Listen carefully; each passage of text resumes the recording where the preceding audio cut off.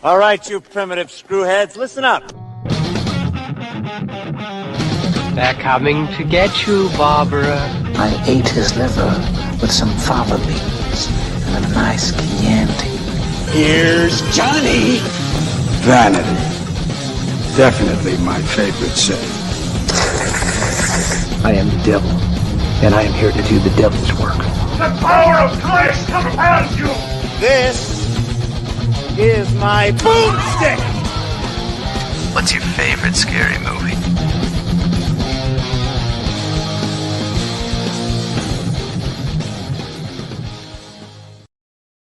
Good evening, and welcome to Shiver, a horror movie podcast. We are your hosts. I'm Daniel Devona. And I'm David Ulloa, and with me, as usual, with us as usual, is our number one fan, Frank Kowalski. What's going on, Kowalski? He says, you got this. Thank you. We are here on a very special 50th anniversary episode. And by 50th anniversary, I just mean it's the 50th episode. Yeah. So for those of you who have been listening from the very beginning, you might be wondering, are we doing only 10 episodes a year? And we are not.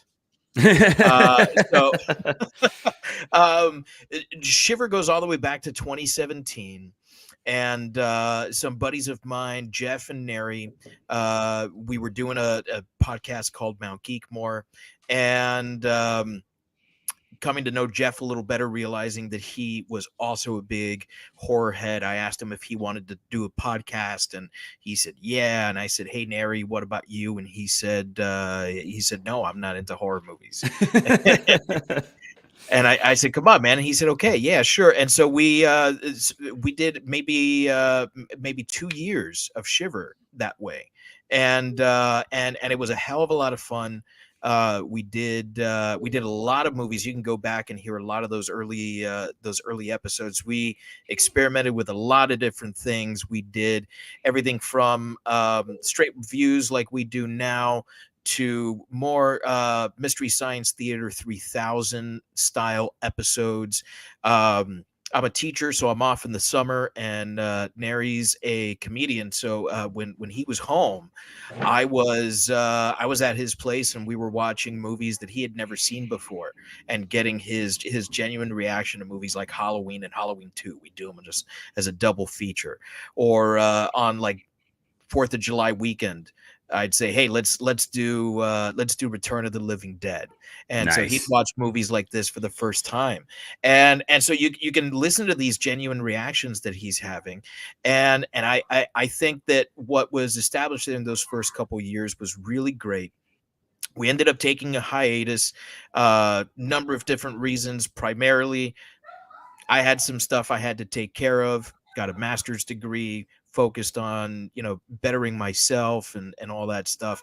And as I got to know Daniel better doing Mount Geekmore, come to find out that you actually enjoyed Shiver. Yes, I did. I would listen to Shiver just occasionally, and I did like the variety of how you guys did things, and I just came to love that so often. It was not only that I really like your takes on movies, but I really I enjoyed that aspect of that original three. You guys had, it's like Neri, the guy who was scared, Jeff, the guy who likes really like campy stuff like that. Yes. That's like his milieu, and so it was always really funny to have a really scary one and then have Neri just be terrified of everything, or to have a really campy one and you like try to take this really serious look at it. So there was a lot of fun to be had in those. Yeah. I'm glad that came off that way. So so Daniel approached me and he said, hey, why don't we get Shiver back up and running? And I thought it was a fantastic idea. I had finished that master's degree and I had a little bit more time, and I was like, okay, let's do this. So we got Shiver up and running, and I think we did it in fantastic style. We started with the Fear Street trilogy. Yeah, which was brought to my attention by Jeff. and he's a big fan of those books. We've had Neri and Jeff on occasionally, to try to get the band back together, as it were. And then we've had many more guests this time around than we ever did before. Guys like Ralph Diaz, guys like Andrew Chacon, guys like Ish from the Better Let Me Tell You podcast. Have we had anyone else on?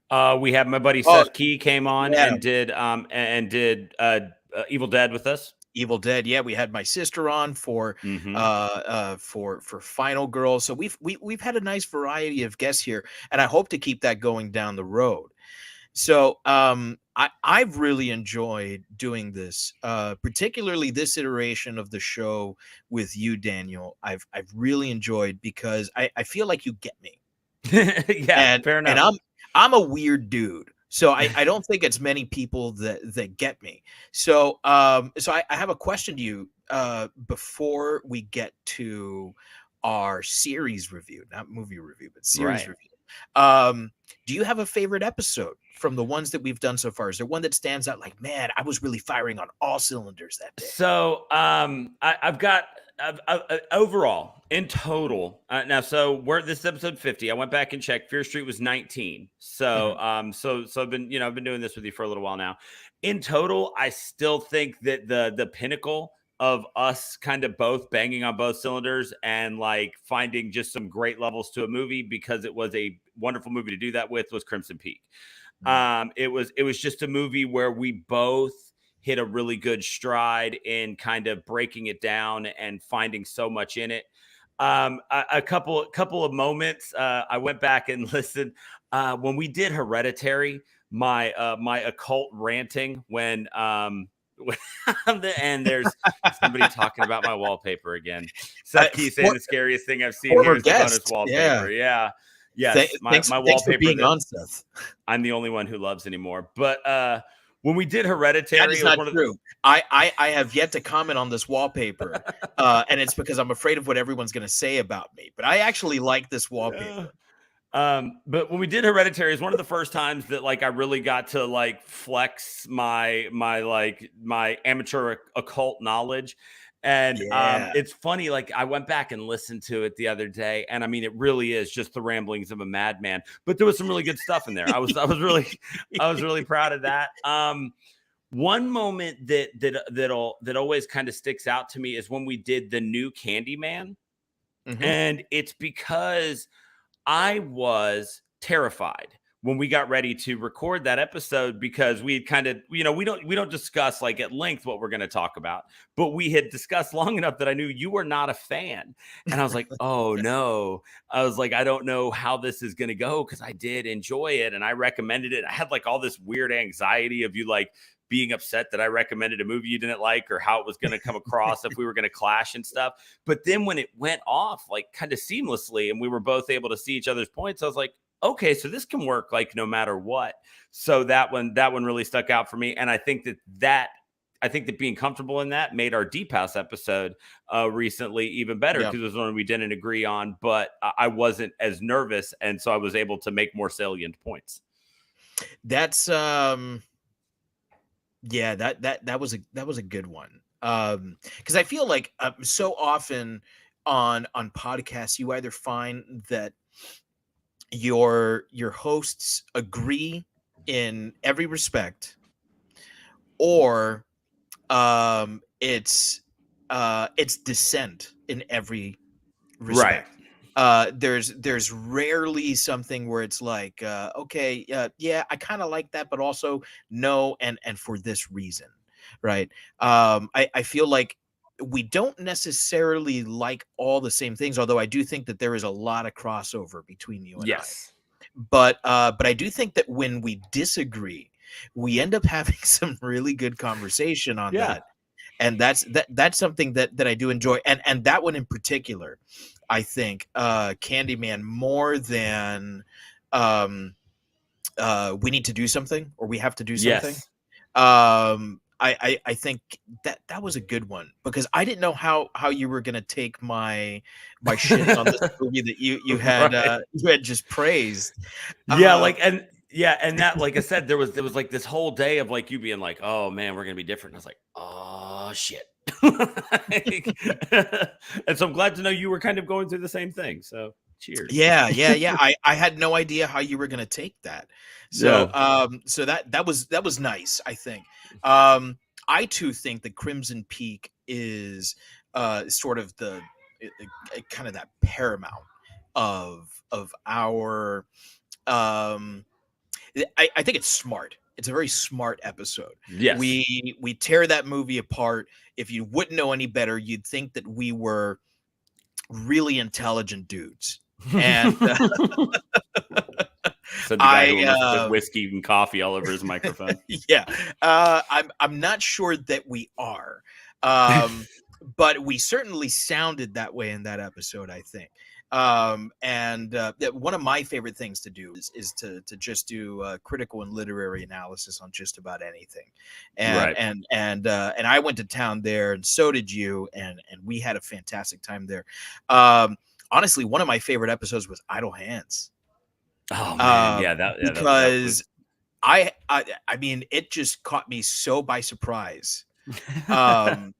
And I had such a fantastic time, and that was, I think, one of the very first episodes you had recommended that wasn't like a, hey, this is popular, so we should do this, right? Like Candyman was like, hey, this thing just came out, so let's do Candyman. So it made sense, right? That was the first time where I think you were kind of like assuming because I had thought of you as co-host for a long time, but I think you were starting to feel that out, and you were like, oh yeah, let's do Idle Hands, man, and it worked out fantastically, and I think that what the sort of dynamic that was forged in that episode has informed a lot of what has come since, and I like that. I like that a lot.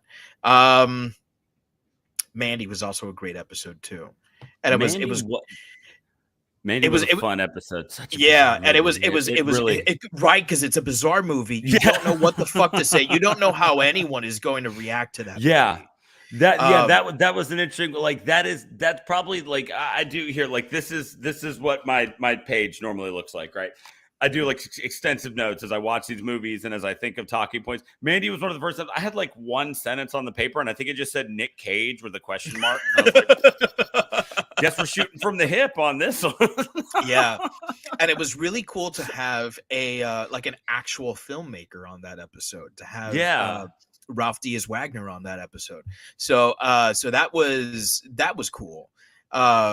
And I had a really time on that too. And then, of course, it's fucking Nick Cage, so how can you not have a fantastic time watching? I've heard very good Nick things Cage. about the Unbearable Crushing Weight of Greatness, or whatever, his new one where he plays a character named Nick Cage. It's getting rave reviews. Yeah, and The Mandalorian is in it too. Oh yeah. That's right. I don't know. It's something in Spanish. It's definitely Spanish. Yeah. Cuban here, so I can say that. It's fine. Yeah, it's something in Spanish.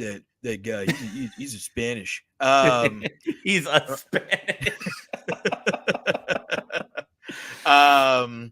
Anyway, enough about the past, right? It's 50 episodes. It's behind us. Let's look towards the future, right? Let's do it. We've got, I think, one of the greatest horror series that you've never heard of before. Yes, that is putting it remarkably well.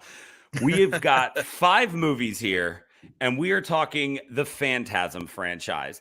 This is one of those ones that I feel like, outside of like, your cult following and your hardcore horror people, that people maybe hear that word or see Tall Man and they're like, oh, I know that's like a scary movie thing, but that's really as far as it goes.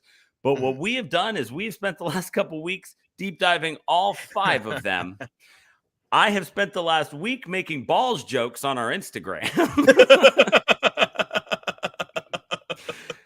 And now we're going to talk. So here's what we're going to do. I know if you listen to the show on a regular basis, you're used to us kind of having talking points about each movie. What we're going to do is we're just going to take each movie itself and turn it into a talking point. So we're going to open up in 1979 when the franchise kicks off with the movie Phantasm, which we were fortunate enough, thanks to Dave, to have an amazing Bad Robot remaster of. Mm-hmm. It looked incredible. If you've never seen this, there is a lot to be said for how good that remaster is. I mean, it looked incredible. And so you go to watch this movie, go in blind. If you have not seen Phantasm and you're watching us right now, we really appreciate you and I want you to hang around, but also this movie should be experienced. But if you're, so you start this movie and immediately just nothing makes sense. And I'd love to say that by the end of the movie, things make sense, but they don't.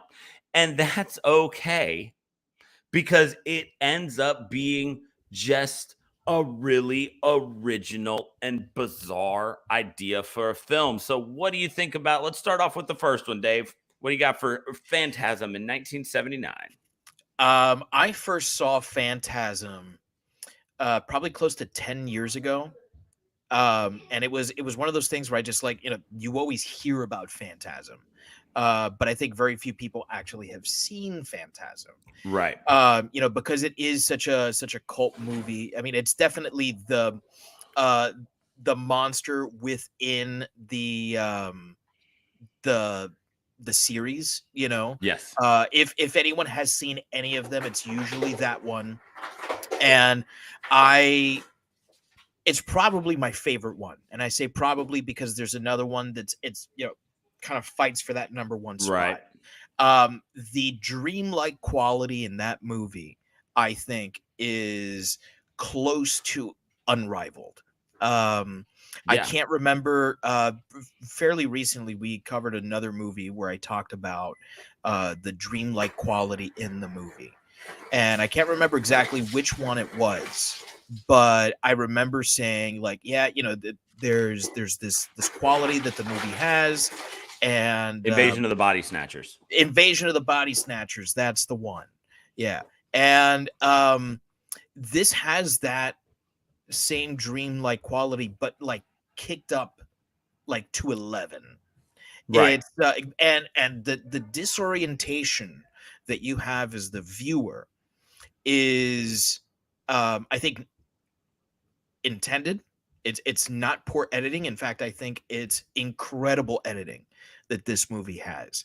The way that you're never quite certain what was dream, what was real, the way that one scene turns into voiceover, they kind of just mesh together, right, is astounding, and it's disorienting the first time you see it.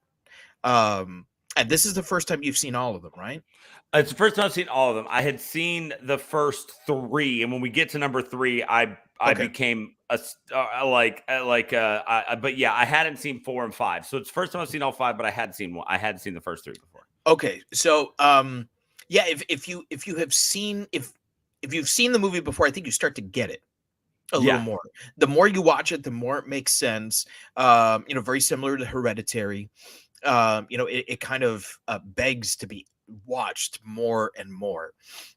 But it's also, I think, the scariest one in the series, and truthfully, one of the few horror movies that actually scares me. Right. Down to my bones. This idea of approaching grief, because that's really what this movie's about, right? Dealing with the loss of those close to you, similar to Hereditary, right? But done in an entirely different way, right? Where is it that the dead go? Yeah. The tall man, he doesn't say it in this movie, but he does say it in one of the later movies. I think it's part 4, where he talks about your idea of heaven. Yes. He says, you don't go to heaven, you come to me. And who is this mortician, the guy that dresses in black, that is like hidden away. He's in the shadows. He's doing all of these really bizarre things. Like the embalming process is something that is like really bizarre, and it's really not very different to what like ancient Egyptians were doing. So Right. like the preservation of our dead has not really advanced with science. It's a little crazy. And so when you start thinking about this, it's it almost seems not really like medicine, not really like science. It's almost like a fantasy thing in real life, right? And in fact, the whole idea of a funeral home and a viewing, right? Looking at someone in a I hate casket. viewings. I Um, hate I viewings. I absolutely hate viewings, and you go because you are honoring the life of the person who's there Yes. in the way that they have chosen to be honored. I can tell you, I don't want a viewing. Same.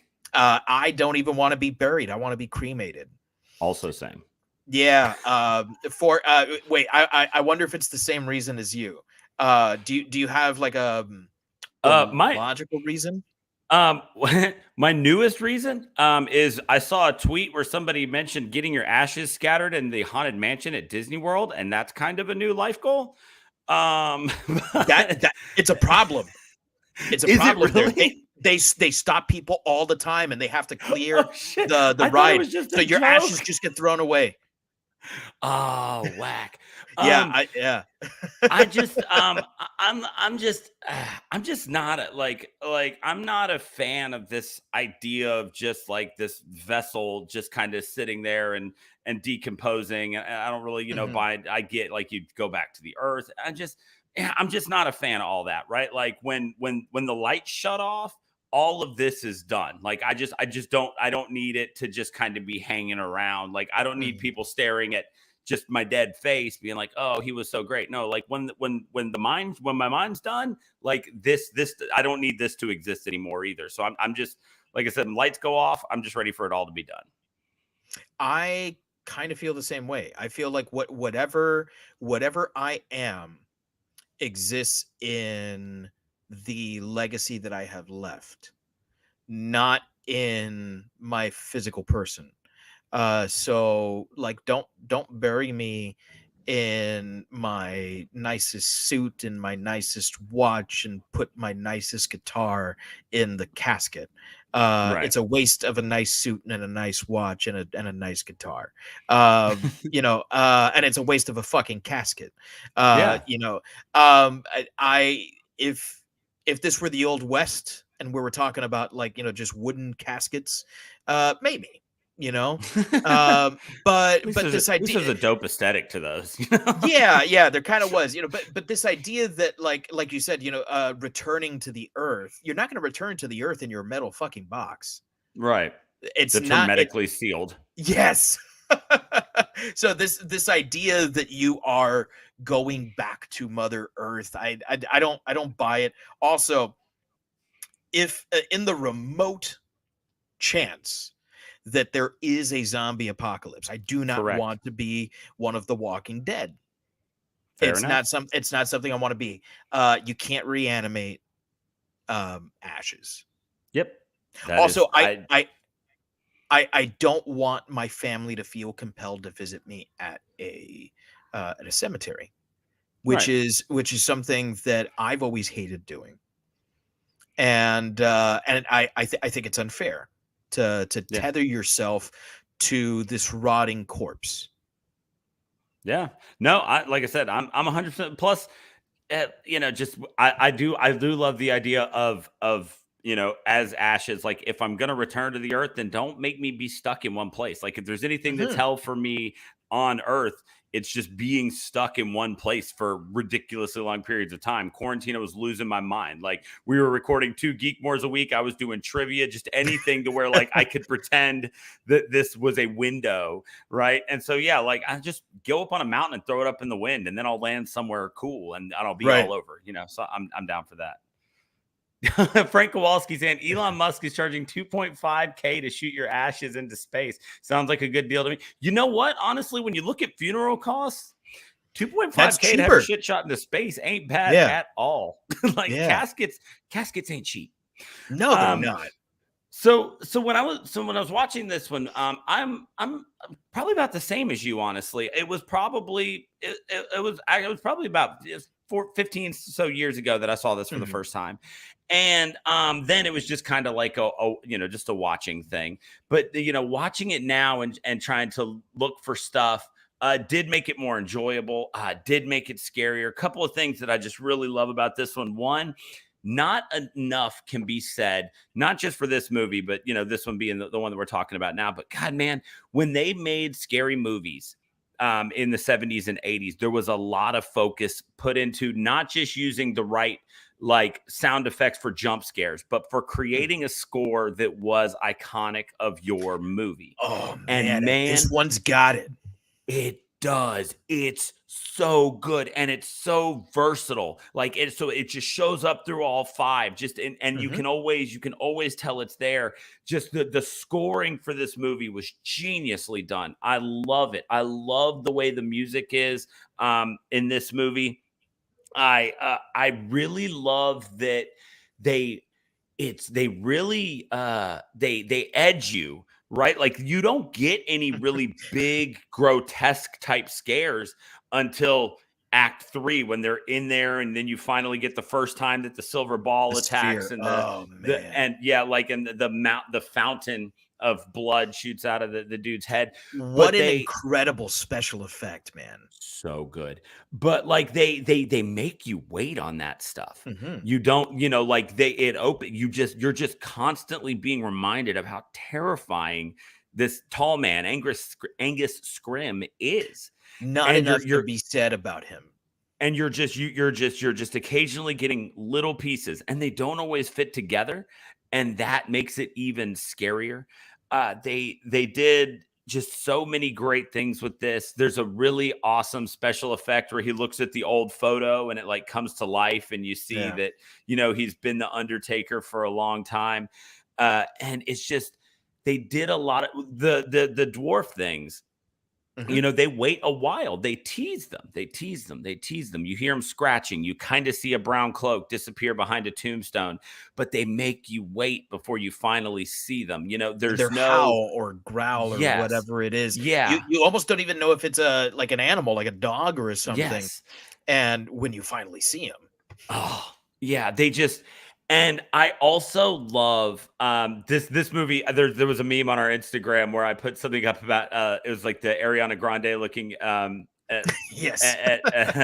And it's like us, and it's like it's staring at movies with like inconceivable plots and great practical effects. Like that's this, right? Like even when you have all the pieces, you're like, I love this. I don't know why. I'm still not 100% sure what I just saw, but they did such a great job with it. Like it's so disjointed, like you were saying, that weird dream feel, all of which seems to be on purpose.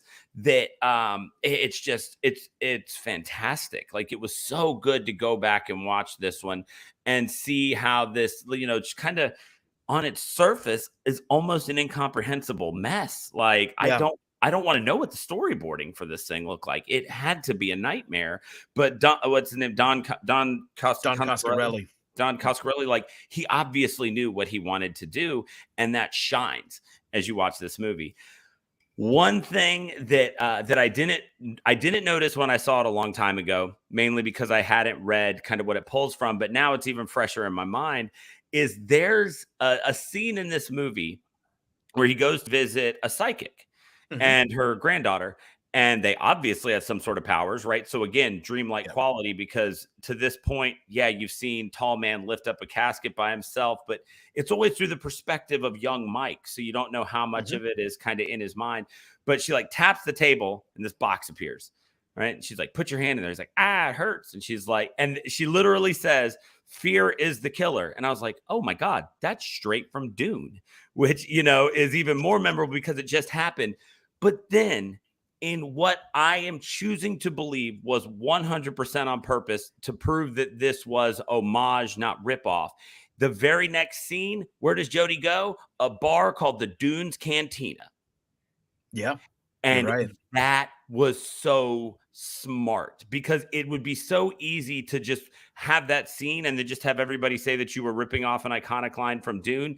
But to name that bar Dune's Cantina was this really great thing to be like, no, no, no, not ripping off, homage. This is a send Yeah. up to Dune. And so I loved that. Like, because my first thought was, this is a blatant ripoff. Then when I saw that, I was like, nope, he knew exactly what he was doing. And so many little things like that really sell this idea of, while it feels just thrown together and just cobbled from pieces, it's all done that way on purpose.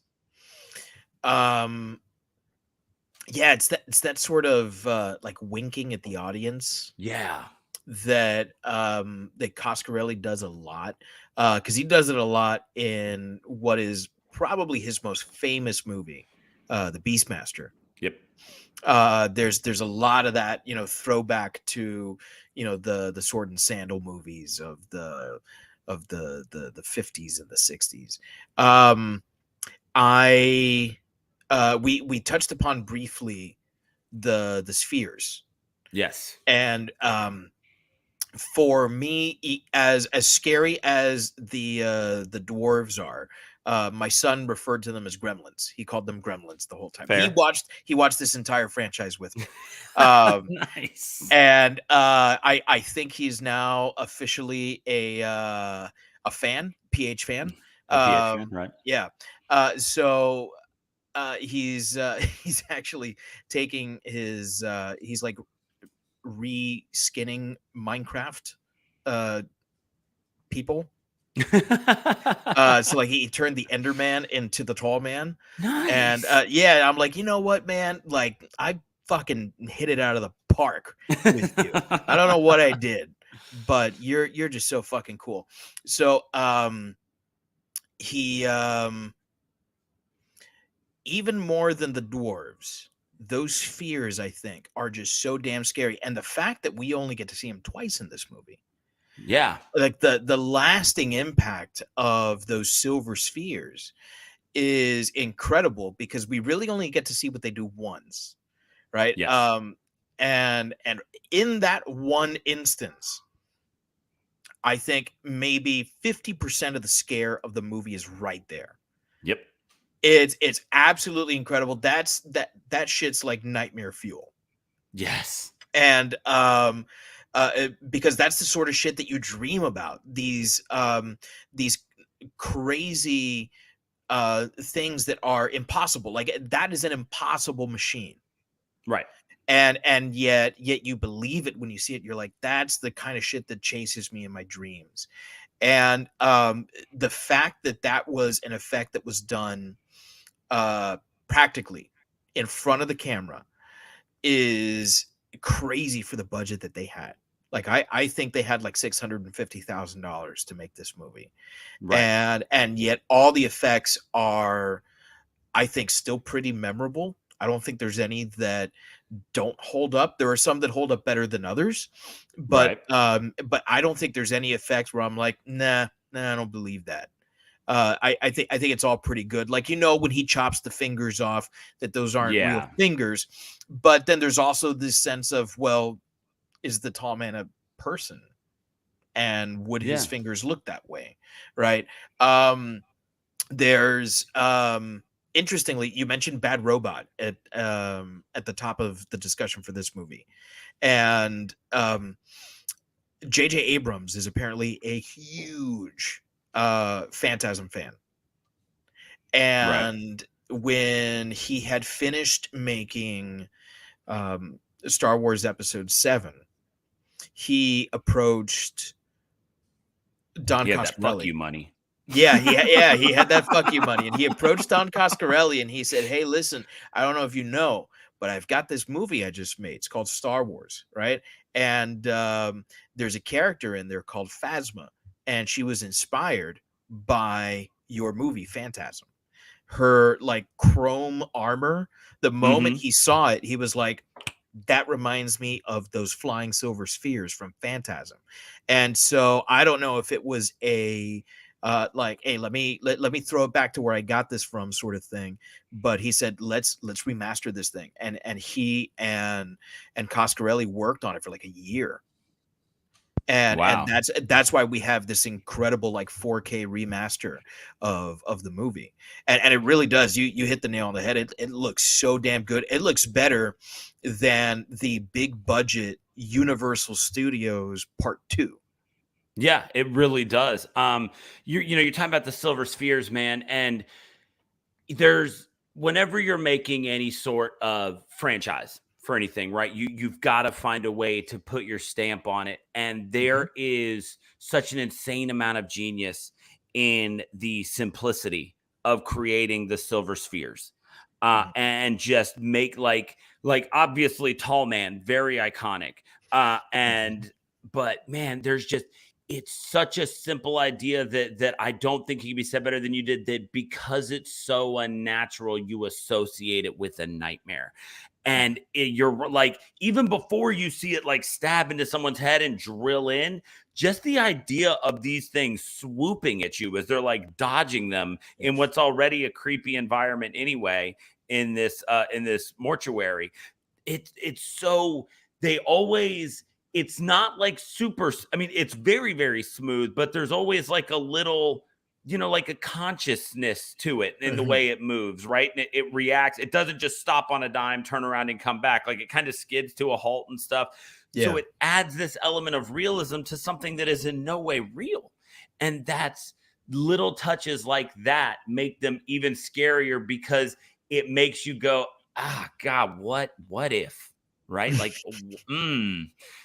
so and it's just and to do something so easy and have it just, I mean, we're eventually going to get to 5, but Right. the silver spheres, like, at a point become the franchise, right? Like Yeah. there is a turn that we'll get to where suddenly it's like, okay, this is now a movie about the spheres, Mhm.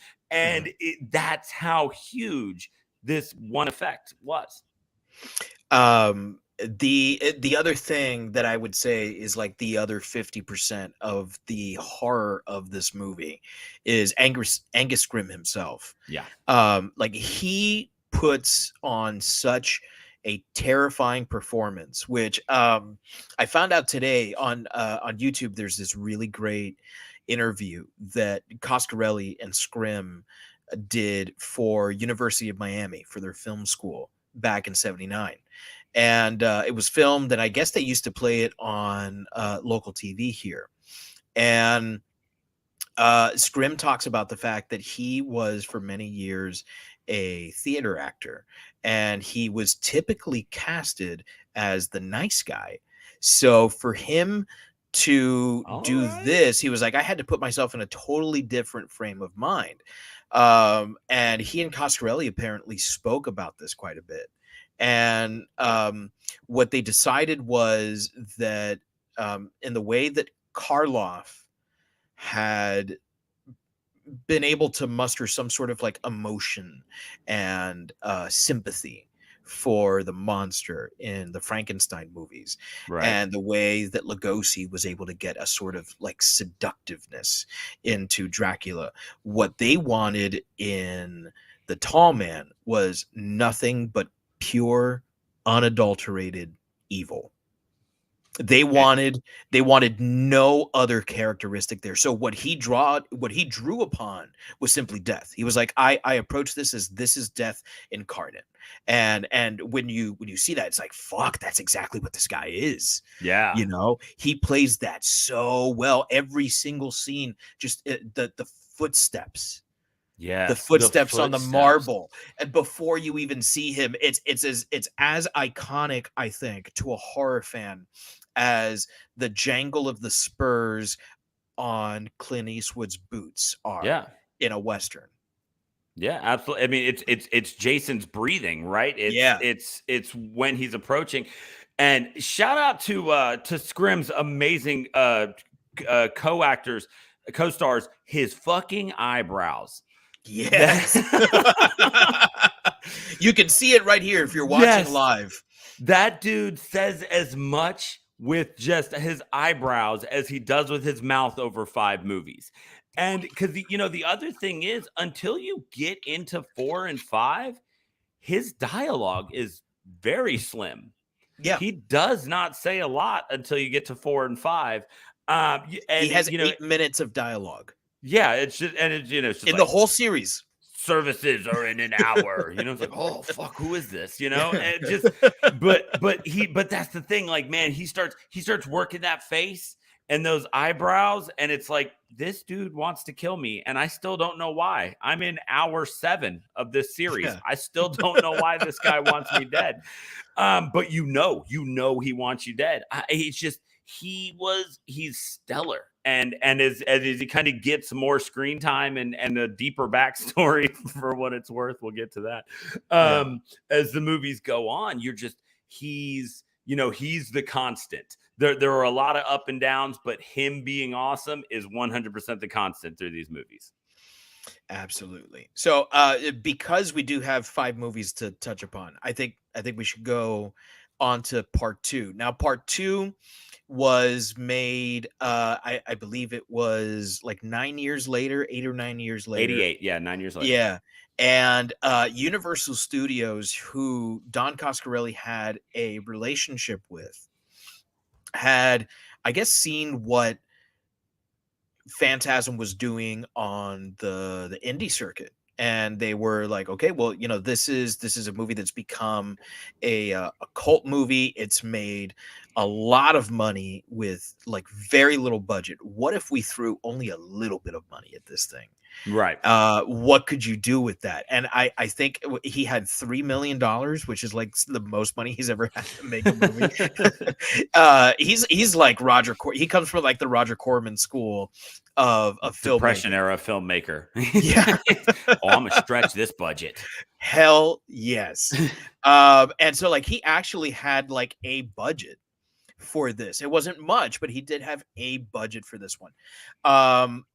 That came with a caveat, which was that they wanted star power in this movie. And he kind of negotiated it down to that he could keep one of the main characters, either Reggie or Mike. And they told him, we don't care which one, but pick one, and you have to recast that. And we're going to give you a list of people to choose from. And he chose to keep Reggie, which I think was the right idea. I do too. Like it's one of those things where on the surface it seems like such a weird idea, but it was the right choice. Yeah, and this is the start of that turn in the franchise where Reggie kind of becomes more of the hero. It's less about Mike and more about Reggie. Definitely 3 is where that happens, I think. Where that's cemented, but it starts to happen here. And so we get James LeGros from famously from Point Break, yes. Right? Who comes in and replaces the original Mike. And how does this movie play into the series for you? So this one is the one, that right now is kind of the front runner for my favorite one. Oddly enough, like this one is Same. It's just they took everything and they kind of ramped it up, right? They were like, all right, so we ended the first one with this idea that it was all just a dream, but then we reminded you that it's not. And so, but then they took that and they just kept cranking it. Like, all right, what can we get away with here? What can we get away with here? Who believes who? And so you're immediately kind of thrust into this, by the way, franchise in total, but it starts with this one. I love that for 5 movies, every one of them starts with a previously on Phantasm. That's fun, and I love that they always kind of do it. Yes. And they always kind of do it as Reggie kind of giving a recap, like, okay, I know you're wondering how I got here type thing. But they do such a great job with that. And this one had much wilder kind of special effects than the first one. Again, though, the kill effects were genuinely good. Yes, and seemingly all very practical. They they did such a good job, making the story something that wasn't just about this one town, right? Like now he's on the move, and we're not just trying to save ourselves, we're trying to save the world possibly. And so they did a lot with that. They started to crank up that winking at the audience factor. There were a couple really fun send-ups in this one.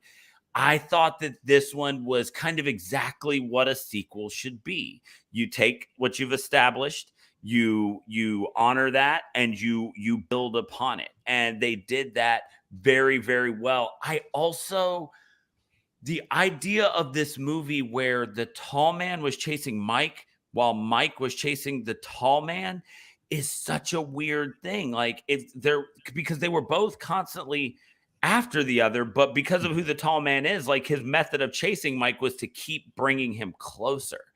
And that is such just an ingenious, like evil type thing where you stay doing what you're doing, but your end game is for this guy to get to you. So you keep pulling him closer. So even though Mike thinks he's accomplishing what he's after by getting closer to the tall man, we eventually learn that tall man has just been getting Mike to play into this. It's that step into my web, said the spider to the fly type thing. And that plays out beautifully over the course of this movie. Yeah, it really does. And the that connection where now it's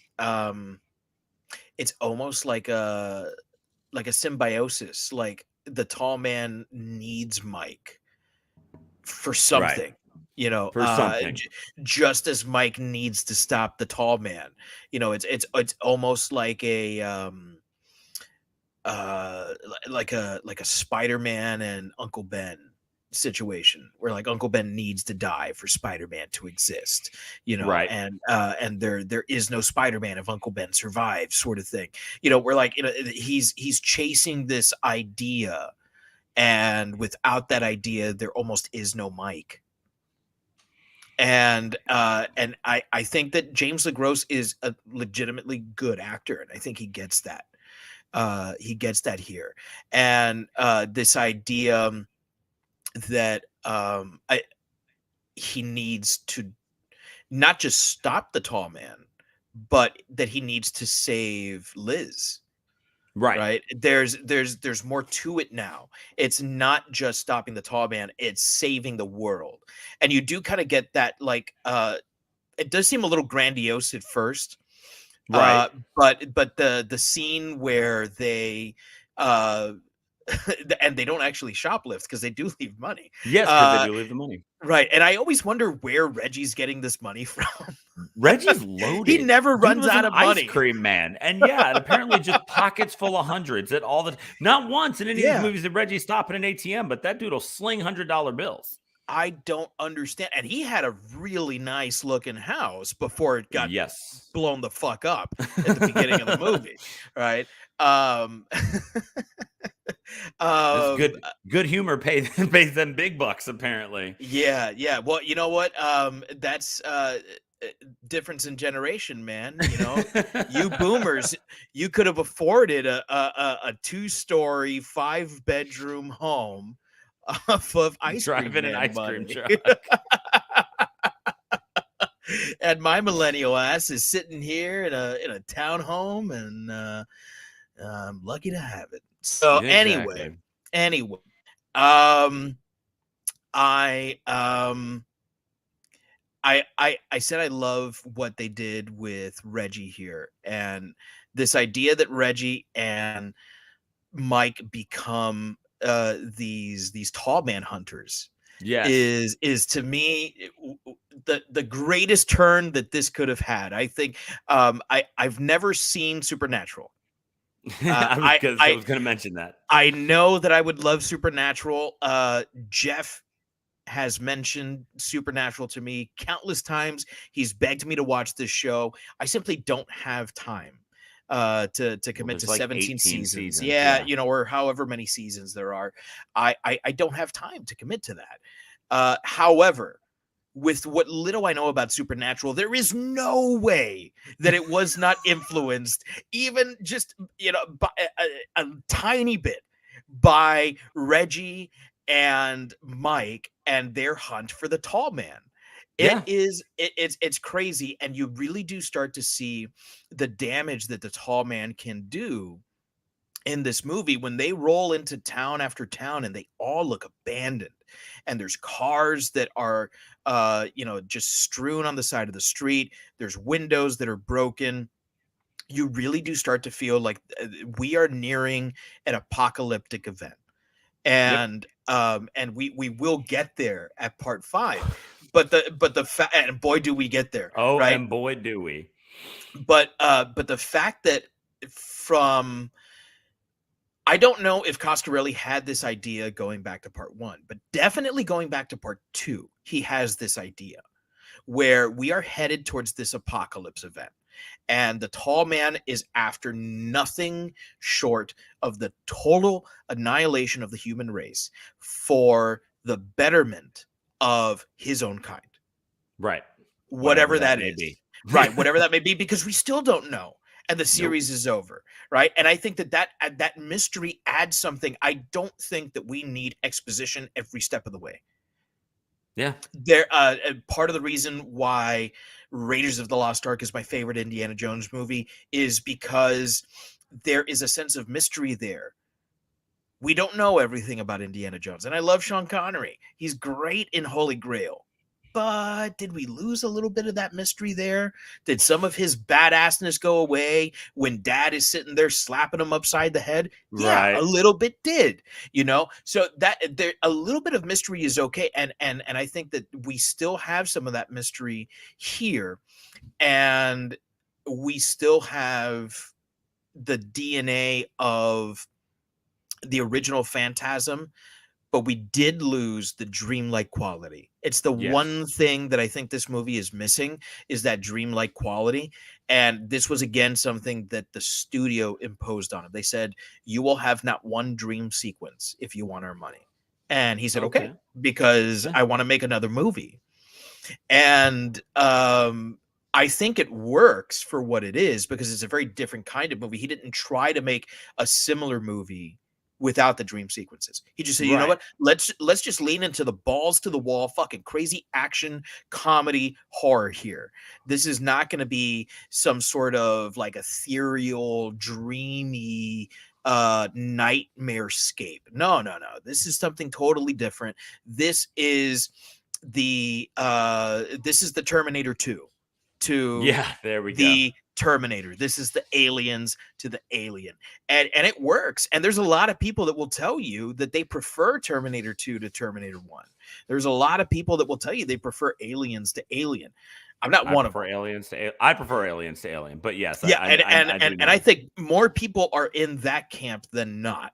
And I was really surprised. I started reading on Reddit, because I live and die on Reddit. That a lot of people actually prefer part 2 to part 1, and I think for good reason. There's a lot there. I mean, we get for the very first time maybe the greatest horror movie weapon of all time. I said maybe because I don't want to commit to anything, with the fucking 4-barrel shotgun, the quad shotgun, baby.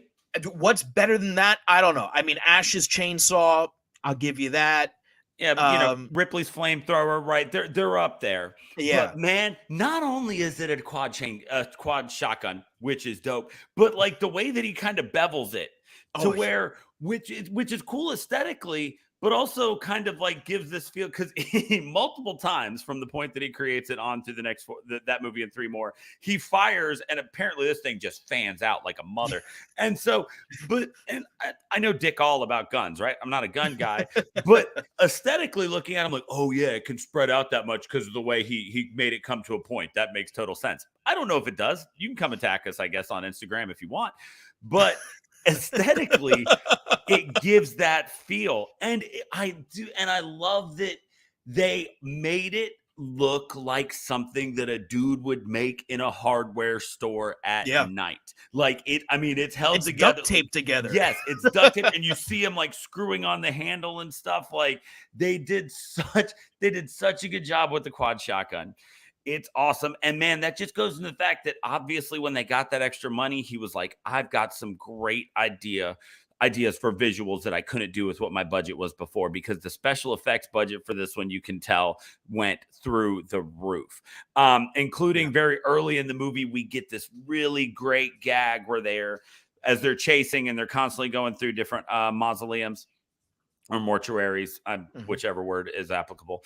They find the little girl like crouched in the corner crying. Oh, yeah.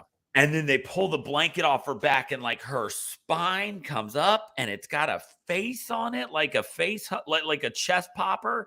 It's like Quato from Total Recall. Yes. and it's like talking, and it was like, oh my God, like that is grotesque and it's awesome. And like, that was the first time when I was like, okay, so they definitely have more money for this one, right? Like they walk into that mortuary and the walls are drenched in blood. Yeah. I hadn't seen this movie in maybe a year or two. I do rewatch this one and the original Phantasm quite a bit, because I think there is a drop off in quality, because there is from 2 to 3. But it's just, I mean, it's fucking wow. Like this set, and then like the fucking cross that's there. Like Link turned to me and he was like, "Why is there a cross there?" And I'm like, dude, this guy's the fucking devil. Like, would you not try to use anything in your power? He was like, no, I got you. Yeah. But and also, speaking of the weapons, there was a moment in this movie that made me realize that maybe something in another movie that we've done in this show was an homage. And that is, there's a scene where Reggie pulls out his chainsaw, and then a guy reaches up on a shelf and pulls out a bigger chainsaw. And I was like, yes, oh my God, it's the scene from Mandy. I didn't think about that until this time as well. Yeah. And I was like, oh shit. Like, we had already talked about how dope that scene was. And now for it to cut, possibly, I can only assume, to maybe be a callback to something like this. It's always cool. It's like back when we went and whenever we do older stuff and you see where these tropes and these callbacks from later movies develop, like it was, plus that scene was just great. It was really cool. Awesome. Yeah. Chainsaw fight scenes are dope. But it was cool to kind of see that. Another, and I mean, it wasn't even a wink at the audience. This was a straight on, like, Zach Morris, like Jim staring in the camera moment. When they go to when he takes the ashes and he's like pouring them in the thing, and they're in a bottle that's just labeled Mr. Sam Raimi. Oh, like, yes. Yes, like, his love for Raimi, I think, comes through in the third one, and we'll get to part 3 later. But yeah, that was such a nice callback, and I love how like Raimi and Craven had this thing back and forth where they were referencing each other, and I can't remember if Raimi ever referenced Coscarelli in any of his later movies, but I love that Coscarelli kind of recognized that and was like, let me get in on the fun here, and even if he wasn't invited into the club, I like that he took a shot, Yeah. And I mean, like I said, it was just like it made me I paused the movie and I was like, okay, let me just make sure. So I went and double checked like the dates on Evil Dead and Evil Dead 2. I was like, how far was Sam Raimi in his career when he did this? And this was 88. Evil Dead 2 was 87. So yeah, I mean, so Raimi was established as like the horror dude at that point. Oh yeah. And so I mean, it was just it was such a cool moment. And like I said, not even a wink to the audience, just like hey, check this out. But it was fun. And you're right in. He decided that and I guess now I know, because he was told not to do the dream thing, that he was just going to go with, it's going to be scary, but it's going to be fun. And that's why, I'm wavering right now, but I feel like this is probably my favorite one, just because it is scary. It is gory. There are awesome special effects, and some of the simplest stuff at the very end when Alchemy's driving the hearse and she starts to twist her hair in her finger, and just that piece of scalp just comes off, and she just keeps talking like not shit just happened. Like it's such a cool little, what a great ending too. yeah, just and they committed to that. We're gonna end the movie with somebody getting snatched through a window thing, right? Like, Yeah. and I'm here for it, right? Find your thing. Friday the 13th, Jason broke 137 panes of glass off the top of my head. I'm going to go 137. But, Sounds accurate. You find something that works. And that was such a great ending to that first one for him to get snatched through that mirror. Hell yeah. Why not recreate that? Mm-hmm. It was, which to me seemed like it was a callback to, actually, no. Maybe A Nightmare on Elm Street was a callback to that. Okay. Because in A Nightmare on Elm Street, remember, it ends with the car driving away. And then the hand coming through the window on the door. Right, and then the mother getting dragged through. Yeah. To me, that might be a callback to that. Yeah.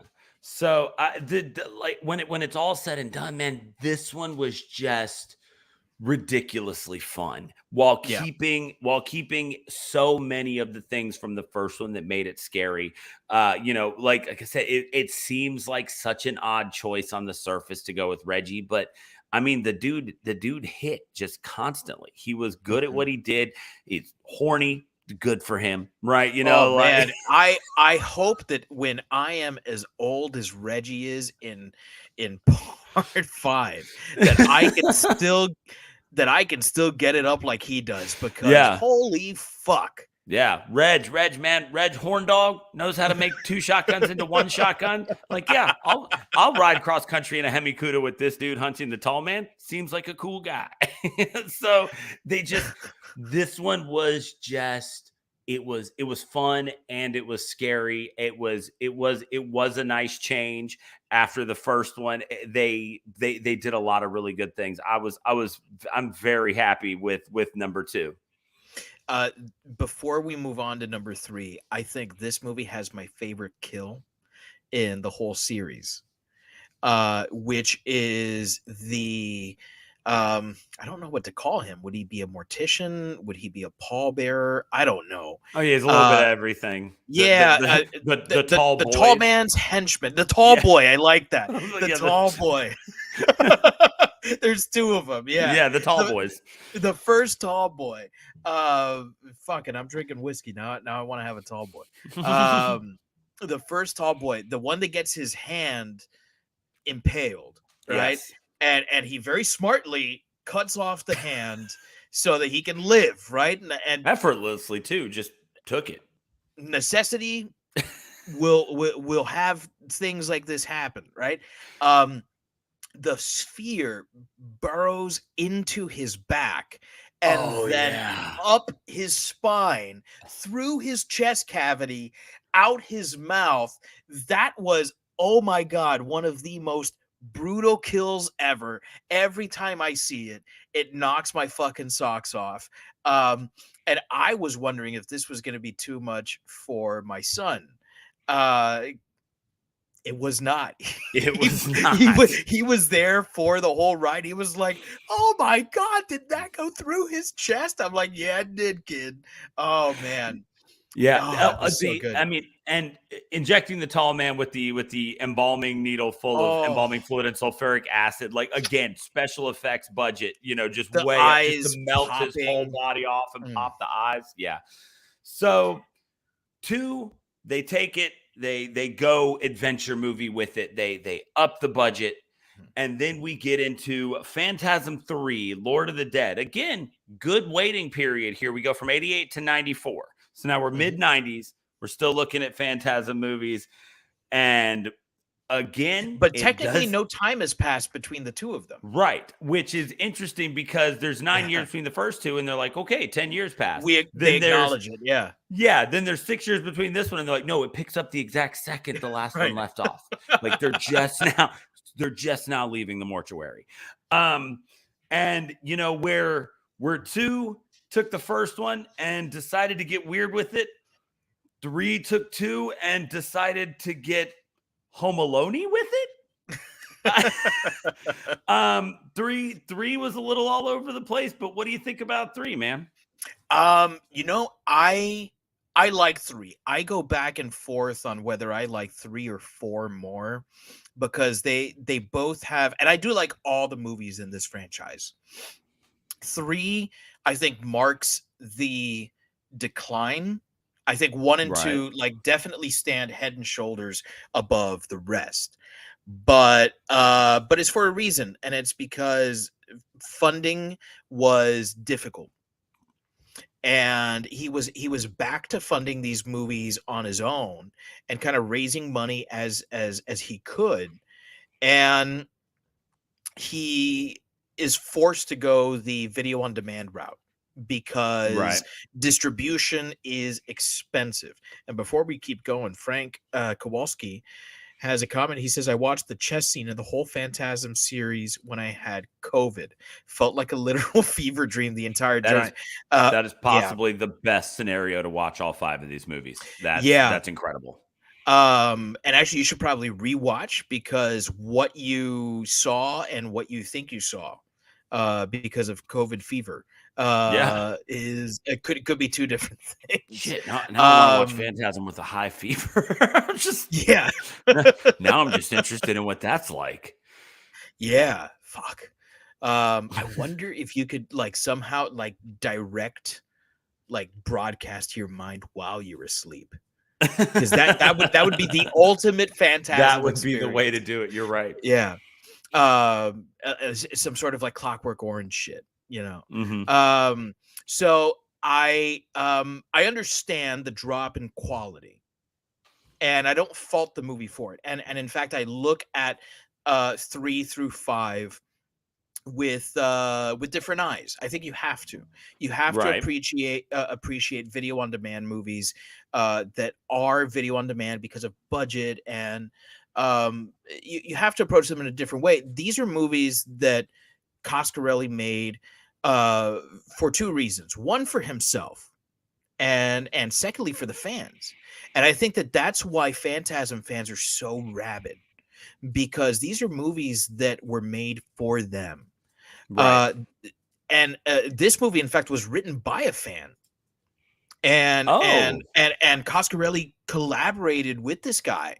I can't remember the name of the guy, and I don't care to look it up right now either. But I do remember reading that this was something that like Coscarelli may have been done with the series, and then he got the script and he was like, you know what? There's something here.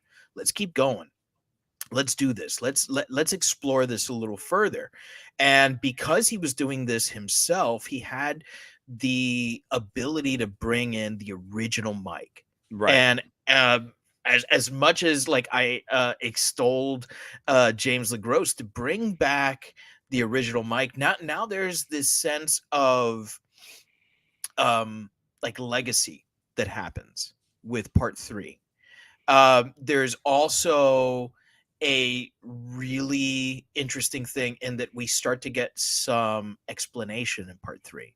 And I think that that's one of the most interesting things about part 3 is that we get explanation. We understand why the tall man is doing this, how he does this. The scene where we see the tall man performing his operation and turning these dwarves, these humans, into the dwarves, right? Because we knew from the very first one that he turns the dead into these slaves, and all this happens, and it has something to do with the gravity from the planet that he's from, or dimension that he's from. Whatever it is, it's never explained, and we don't care. And if you care, this is the wrong series for you, right? But to see it happen, how the brain is removed and put into a sphere. Now, what you were saying about the sphere in the first movie, where it behaves in a natural way, where it doesn't just stop on a dime and turn and go. It's not robotic, but it looks robotic, right? It's this sort of like, it's sci-fi, but it's fantasy. It's almost steampunk, except it looks futuristic, right? It's really, really interesting. And we get who I think is one of actually, we get 2 of my favorite characters in the whole franchise here. We get Rocky, who is fucking awesome. Like anyone who's gonna fucking nunchuck her way in Yes. it like you nunchuck your way into my heart. Okay. Yes. And then we also get Timmy. Yeah. Tim is a Who's great character, and I think that he like you mentioned Home Alone, like that scene where those street toughs like make their way into his house, like that's a great scene. It's also really creepy, right? it's Because there's these super clowns creepy. everywhere, right? And like this is what a horror movie version of Home Alone would be like, right? Yeah. And that hatchet kind of just embeds itself into her head. It's really great, and I think with kids in particularly low budget movies, it's really easy for the child character to become annoying. Yes. And he was never played annoyingly. He Which was I was very worried about. Like, yeah. as it goes, I was like, oh yeah, okay. I remember this one now. Like as I'm watching, I'm like, okay, I'm starting to remember these things. And I was like, and I'm trying to remember, like, does this kid get annoying? And like when he does the razor blade frisbee, I was like, Oh, it's awesome. okay. I don't remember it staying like this for the whole movie. I'm going to hope that my memory is accurate. Like, yeah, it's a great gag, right? But I was like, I can't take a whole movie of even more psychopathic Kevin McAllister taking people out. And yes, he does develop very well. And he the actor who played him, I just looked up his name, Kevin Connors.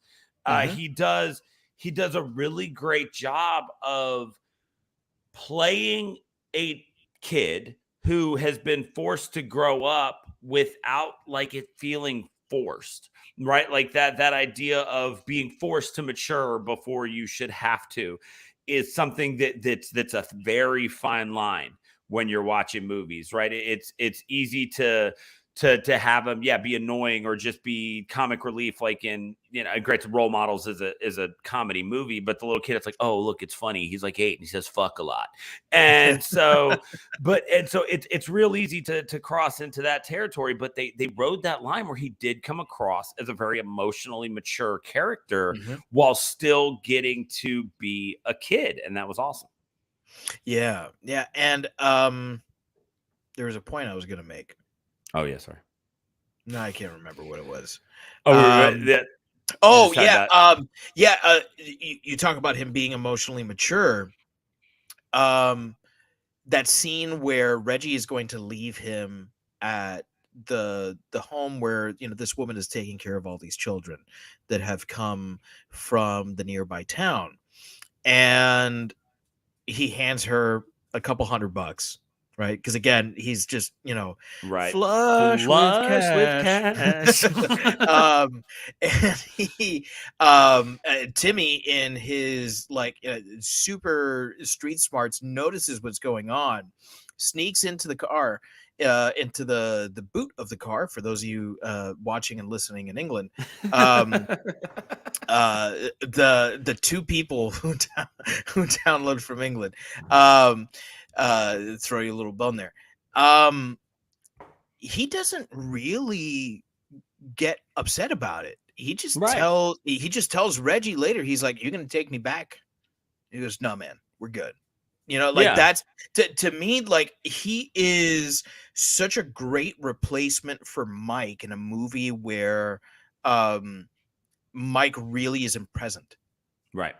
I mean, because Mike is there, but parts 3 and 4 is really just the search for Mike.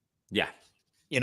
Whereas like Star Trek Part 3 is the search for Spock, parts 3 and 4 is the search for Mike.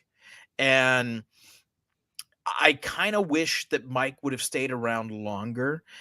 This does have one hell of an ending. Fuck, this ending is fantastic. But he plays the role well. I do think that Mike, when Mike does give us some of the best moments in this movie, when he's looking in the mirror and he sees that he's bleeding embalming fluid, he's not bleeding blood, and he's got one of the spheres in there or something in there, right? And his eyes are all chrome, right? But he does happen to mention before then that the tall man does not like the cold. And this is where there's that turn. You were talking about that turn where the series does become about the spheres, where the tall man becomes frozen, right? Because they, Rocky, in her infinite fucking badassness, freezes the tip of that spike, and then she impales the tall man, and they put him in the freezer, and then his body's frozen and his head cracks open and out comes a fucking sphere. And to me, that was one of those moments where the first time I saw this movie, I was like, what the fuck? Right. Like, everything I knew about the tall man has just been eradicated. Like, what are these things? Like, is that the tall man's brain inside that sphere? Because we haven't seen a sphere inside of a person's head until like just moments before this, where it was Mike. And is it actually a sphere that's in him, or is it something else? Because we're not 100% sure. Yeah, and especially because this is the first one, where you start to get spheres that have like different sheens to them, so you can kind of tell some of them apart, and you're starting to realize that not all spheres are created equal, right? Mm-hmm. They have different weapon sets, and apparently they can do different things. And I think it's actually 4 where we get the one with the eyeball, but you start to realize that there's more to them than just something that drills into people's head and drains them of that blood. And you're right. That's the moment where it's like, tall man is terrifying. Spheres, possibly not toy of the tall man, toy of the spheres. That's the first time when you start to make that realization. They did a lot, there's that really, like, the opening, I think it's the very first scene where he like pops open one and you see the tiny brain in there and stuff. And you're just like, this is all so weird and so grotesque and just bizarre. Again, this is one where they definitely had some fun. The street toughs coming back as, like the zombies later on or whatever. And yet Rocky fighting him off with nunchucks at one point, knocking out Reggie because the street tough dodges. Fucking great. Just great. Like 30 seconds, like 3 seconds of slapstick comedy. I'll take it. Like, let's keep moving now, right? That was hilarious. And we got more of that in the camping scene where like his hands are cut off, and we get what I have to assume is like an homage to Evil Dead, where the hands like turn into, because what you see is like just like the hand molted. And it's just like skin that's there. And then the hands are fucking running around like they've got a mind of their own. And it's going up Reggie's pants, right? And she stabs it. And he was like, oh, that was a close call. And she's like, close to what? Like, it's so... I love that Rocky never gives in. Right. And there's the one up his nose. He like pulls it all the way out. Yeah. Like that's so great. Yeah. Like, but yeah, I got when he finally thinks like he's broken down the wall and he's going to get with Rocky, and she's like, oh yeah, well, here's how I like it. Jane handcuffs him to the bed and goes to sleep.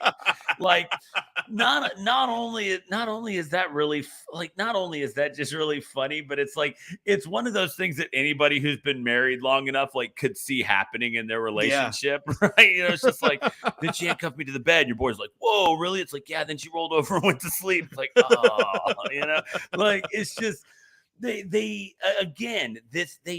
they reached a point where they leaned in, man. And they were like, we're gonna, and like you said, because they're making them for the fans. Like, if people are gonna love these and they're gonna sit around at conventions and they're gonna watch these things, then let's make them feel a lot. Let's give them reasons to be scared and to feel, like there's some really emotional moments in this one, especially with Timmy and with, finding Mike, but then losing Mike. And we finally get a little explanation as to kind of what the tuning fork dimensional gates are, And you're right. They heaped a lot into this one, but it never felt really crowded. It just felt like the one where the most was accomplished, but it still felt streamlined because Narratively, yeah. yeah, but it still felt streamlined because you know what? All 5 of these movies are 80 minutes long each, almost on the nose. Like they are at the 80-minute mark. And so, he knew what he wanted to do and he made it fit and he trimmed just enough fat. And this one, while it does start rough, like I said, the Home Alone stuff's enjoyable, but at the same time, you're like, what am I this isn't what I thought I was getting into. It does keep going with some great stuff. And man, you talked about that ending. Like for them to say goodbye to Rocky and then go back in to look for clues for Mike. And he goes into the freezer in the cryogenic chamber, which, by the way, I just love the idea. It's like, oh, yeah, no, it's just a big vat of liquid nitrogen. We throw stuff in there. That's called cryogenics. Like, okay. It was the 90s. Yeah, exactly. They're like, this is how cryogenics works. We read a Batman comic one time. And so, but he comes back out. And in a scene that I know as we're talking about 5, we don't spend a lot of time talking about the technical aspects of the way this thing is shot. But in a moment that is so perfectly well framed, Timmy pushes open the door and he's looking for Reg and he can't see anything. And then he pushes it just a little bit further so he can get out. And when he pushes it that one step further, suddenly we can see that Reg is pinned up against the wall behind the door. Great.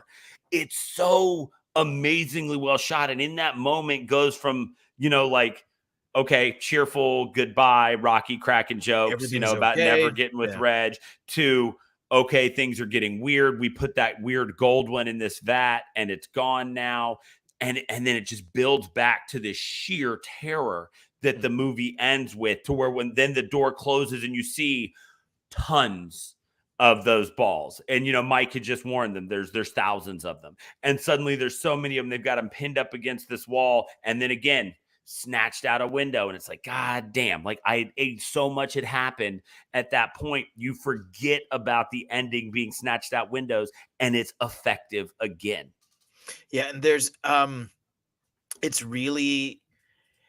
so much that goes on in that last act that you forget that incredible shot that starts of just the tall man and then pans back and you see that army of spheres above him.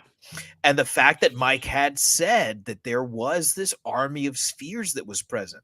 And speaking of the different spheres, right? You mentioned the gold one. I love the fact that we get that like Looney Tunes style, like the sphere pump through that zombie's face. Yeah. Right. Just like leaves like the perfect hole, like Bugs Bunny running through a wall. Exactly. Yeah. And that's what my son said. He was like, is that kind of like when Bugs Bunny? I'm like, that's exactly like when Bugs Bunny does that. Yeah. Those zombies were definitely for me a callback to the Deadites. Yeah. Oh, yeah. In all ways. They had to have been. They were funny. They were perverse. They were everything they needed to be. But the other thing that we saw with the spheres, I mentioned the brains and the spheres and all that. We also saw the return of Jodie in the form of the sphere. And when you're talking about a movie that, like, is it fan service? Yes. Is it bad? No. I don't think it is. To see Jodie return and see the 3 of them together, to me, there was something magical there. The magic of what worked in that first one kind of comes together there too. And the fact that Jodie is only not present in that second one, to me, marks that second one as the different one. The one that is that studio movie, the one that doesn't have the dreams, the one that is big budget, if you can call $3 million big budget. Right. And it's all the better for it because it is its own thing. But I do love that we get so much backstory about the spheres and about what it is that's going on in this movie. Narratively, you're right. I do think this is the movie that gives us the most. Yeah. Which leads us into part 4. And part 4, I think, tries to go back to the bizarreness of the first one. There is less of a sort of straightforward storytelling. We do still get some of that aspect of part 3 where Reggie and Mike are separated, right? Because Mike drives off after knowing that, he's had this operation that has been successful by the tall man, and Reggie is left in this situation where the spheres are on him, right? So it's a great cliffhanger of an ending, and I guess he knew he was going to make another one, because to me that's a very Empire Strikes Back ending. Yeah. You don't end a movie there. Where part 4 ends, I think, is a cliffhanger ending that works as an ending. Right. Even if it's not a great summation of the series. So what's your takeaway from part 4? Because we get a lot of backstory on the tall man. We get a great progression in Mike's story in particular in this one too.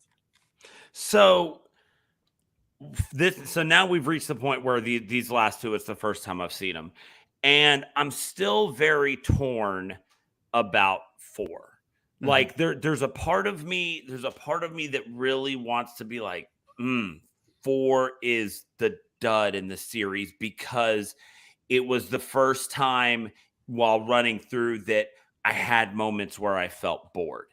And so there's part of me that's like, I don't know if I like 4, but there's another part that kind of looks at everything as a whole. And if I view 4 as a cog in the machine, then I can view 4 as a very necessary piece that maybe, like, somebody's got to put the caps on all the pens before they come out of the factory, right? Like it's not the most exciting job in the world. Charlie Bucket's dad screwed the lids on the toothpaste. It's not exciting, but it was important. And so that's a great way of putting it. Yeah. And so that's kind of where I'm settling in on 4. It's, with the exception of like pretty dope, like final act 3, like the end of 4, pretty cool. But like until that moment, it's just like, man, like I get it. I get that you've got a story you want to tell here, and they, this. I think that 4 was the first time when maybe it was 3, but I feel like it was 4 was the first time where they started talking about the tuning forks, not just like they had used the not where when thing, but I feel like 4 was the first time where they started like referring to him as like intradimensional. Like interdimensional. Like 4 was the first time where it's like, oh, well, who knows which one you met, and all of this, and all of that plays into a very grand idea that they were selling here. The only issue with 4 is like it does kind of drag sometimes.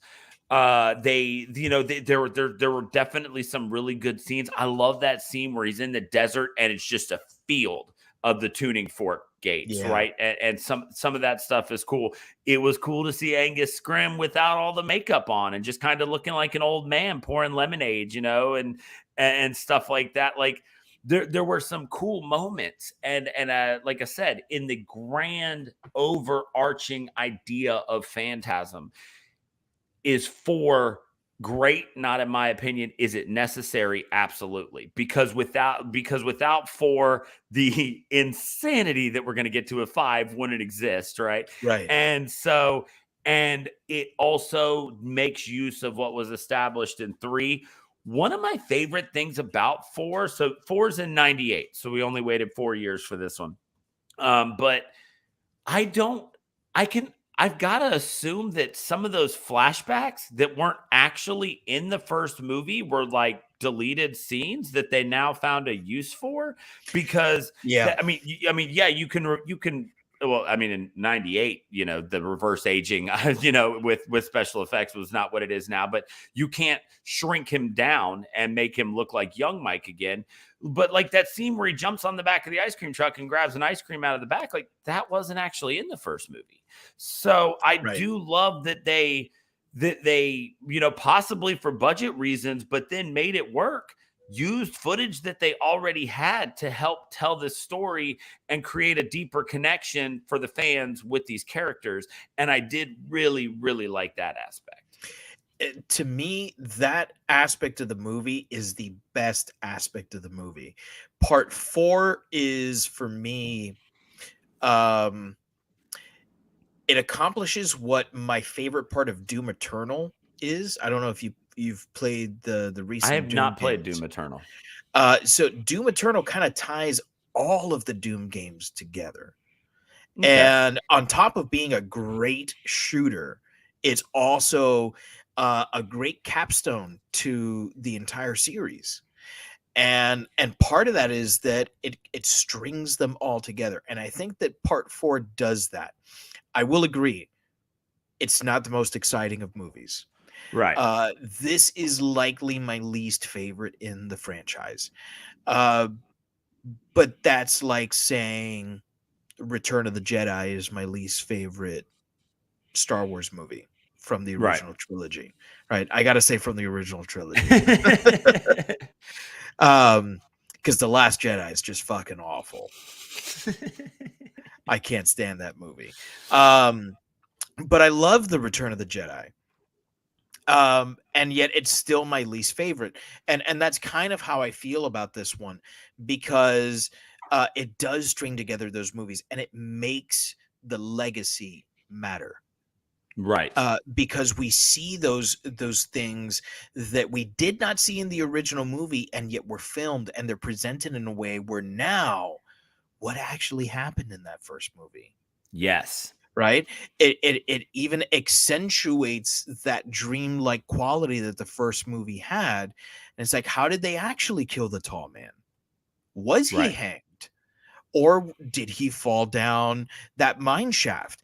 And to me, I mean, as a lover of movies, I know, okay, they filmed a film sequence that didn't work and they cut it out of the movie, right? But as the film viewer, I'm like, fuck, this is incredible. And it almost makes it seem as if going back to 1979, right? So you're talking about almost 20 years, you're talking about 19 years. This entire thing has been planned from the beginning. Right. And of course it wasn't, right? Not a chance. But right, not a chance. But it makes it matter. It makes it matter, and you're taking this thing that initially you thought is not good enough to make it, right? It was left on the cutting room floor, and you're saying it all matters. Everything about this series matters, and that makes you as a fan appreciate this series so much more. And I think that's what part 4 really, really brings to the table. Mike's existential crisis out in the desert. I love it. To me, that's the best part of this movie, because as much as I love Reggie's my favorite character in this series. To me, he's kind of like an Ash Williams. He's one of the underrated heroes of cinema. Also, like Ash just gets the shit kicked out of him all the time and keeps coming back. And somehow fucking like I feel like Randall talking to Dante in Clerks 2. Like, how do you always have like 2 hot chicks on you all the time? Yeah. Like, how the fuck does he pull this way? Yeah. I don't get it.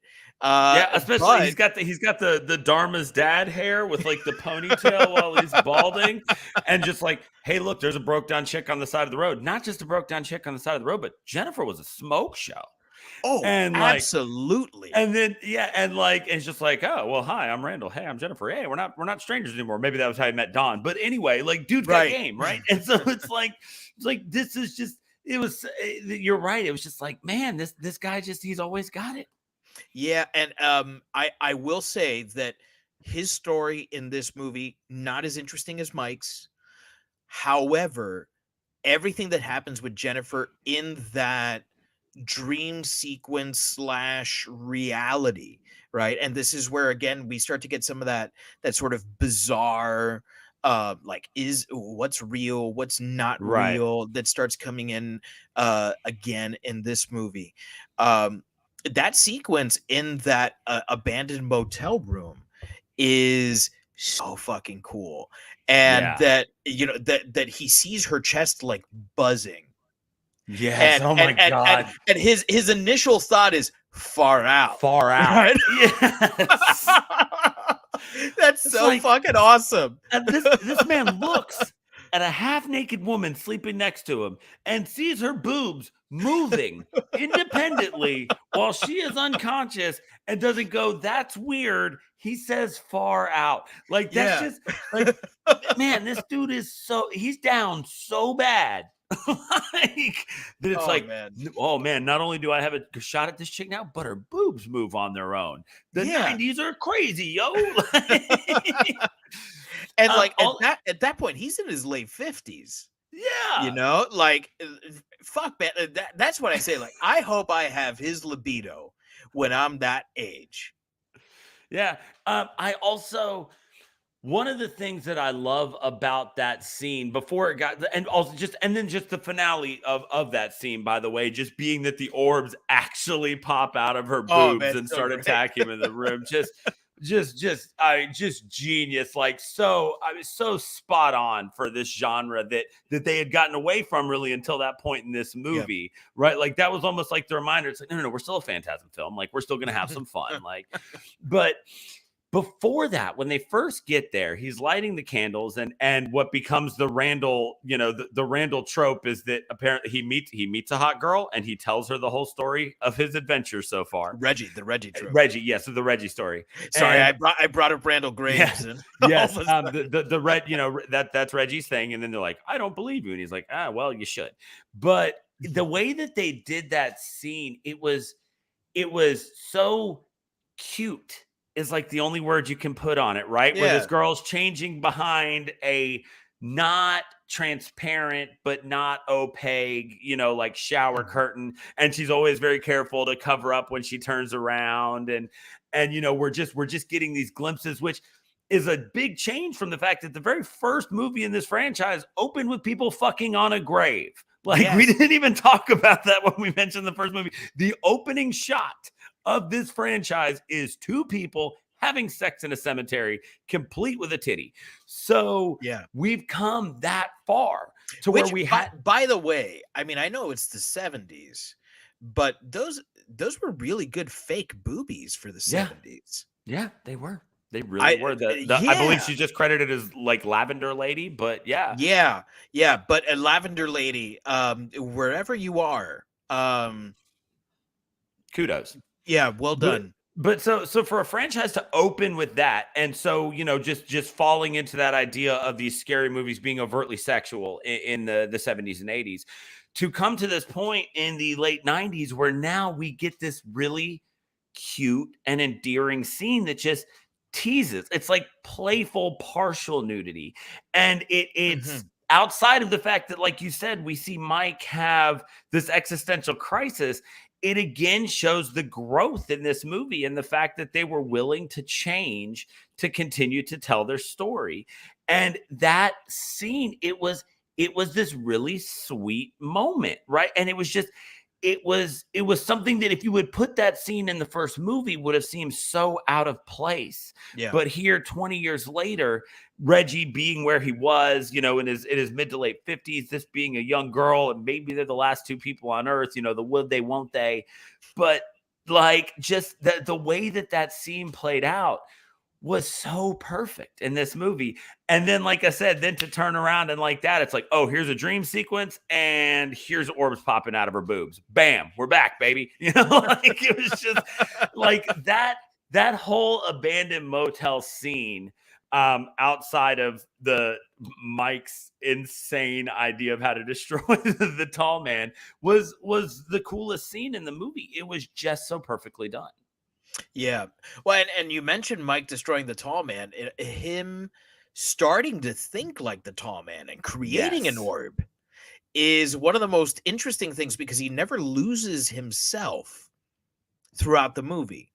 He's Right. always Mike, right? And he's writing his last will and testament. He's writing to Reggie. He's always Mike. And yet there's that bit of him that creates an orb, right? That's so fucking Yeah. weird. That's so fucking weird. We also get in Mike's story the backstory for the tall man, Yes. which to me means that they are linked in some way, Right. which we kind of understood before, but we definitely get here that Well, and because the they made mention of the fact that you go where he wants you to go when you go through Mhm. these gates. I don't remember if it was in this one or the one yeah, before it wasn't this one. Yeah. Yeah. And so for him to go through that gate and to come out to meet the tall man before he was evil, like Mhm. means that that he wanted him to see that. He wanted him to understand this part of him.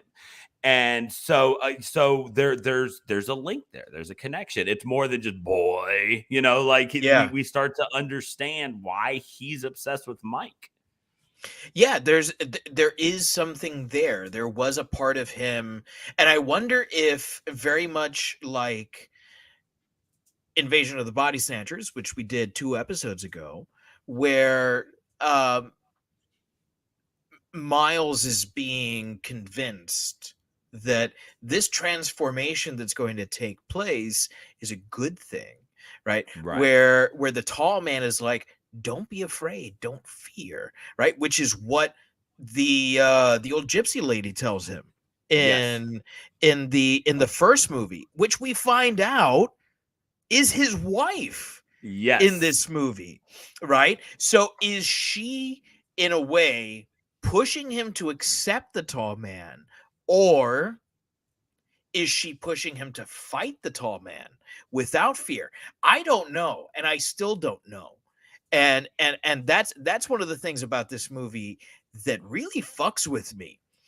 Like, who is really whom in this movie, and who do I trust? Yeah. Do I trust the tall man that these spheres are going to make Earth a better place, a safer place for us, right? As we find out, in part 5, evidently not, right? No. But or is this woman this I always think of her as the gypsy woman from the Right. first movie, even though she is clearly not a gypsy, right? Mm. But she certainly dresses like one. This gypsy woman, it what was that message? What was it really about? Yeah. Right?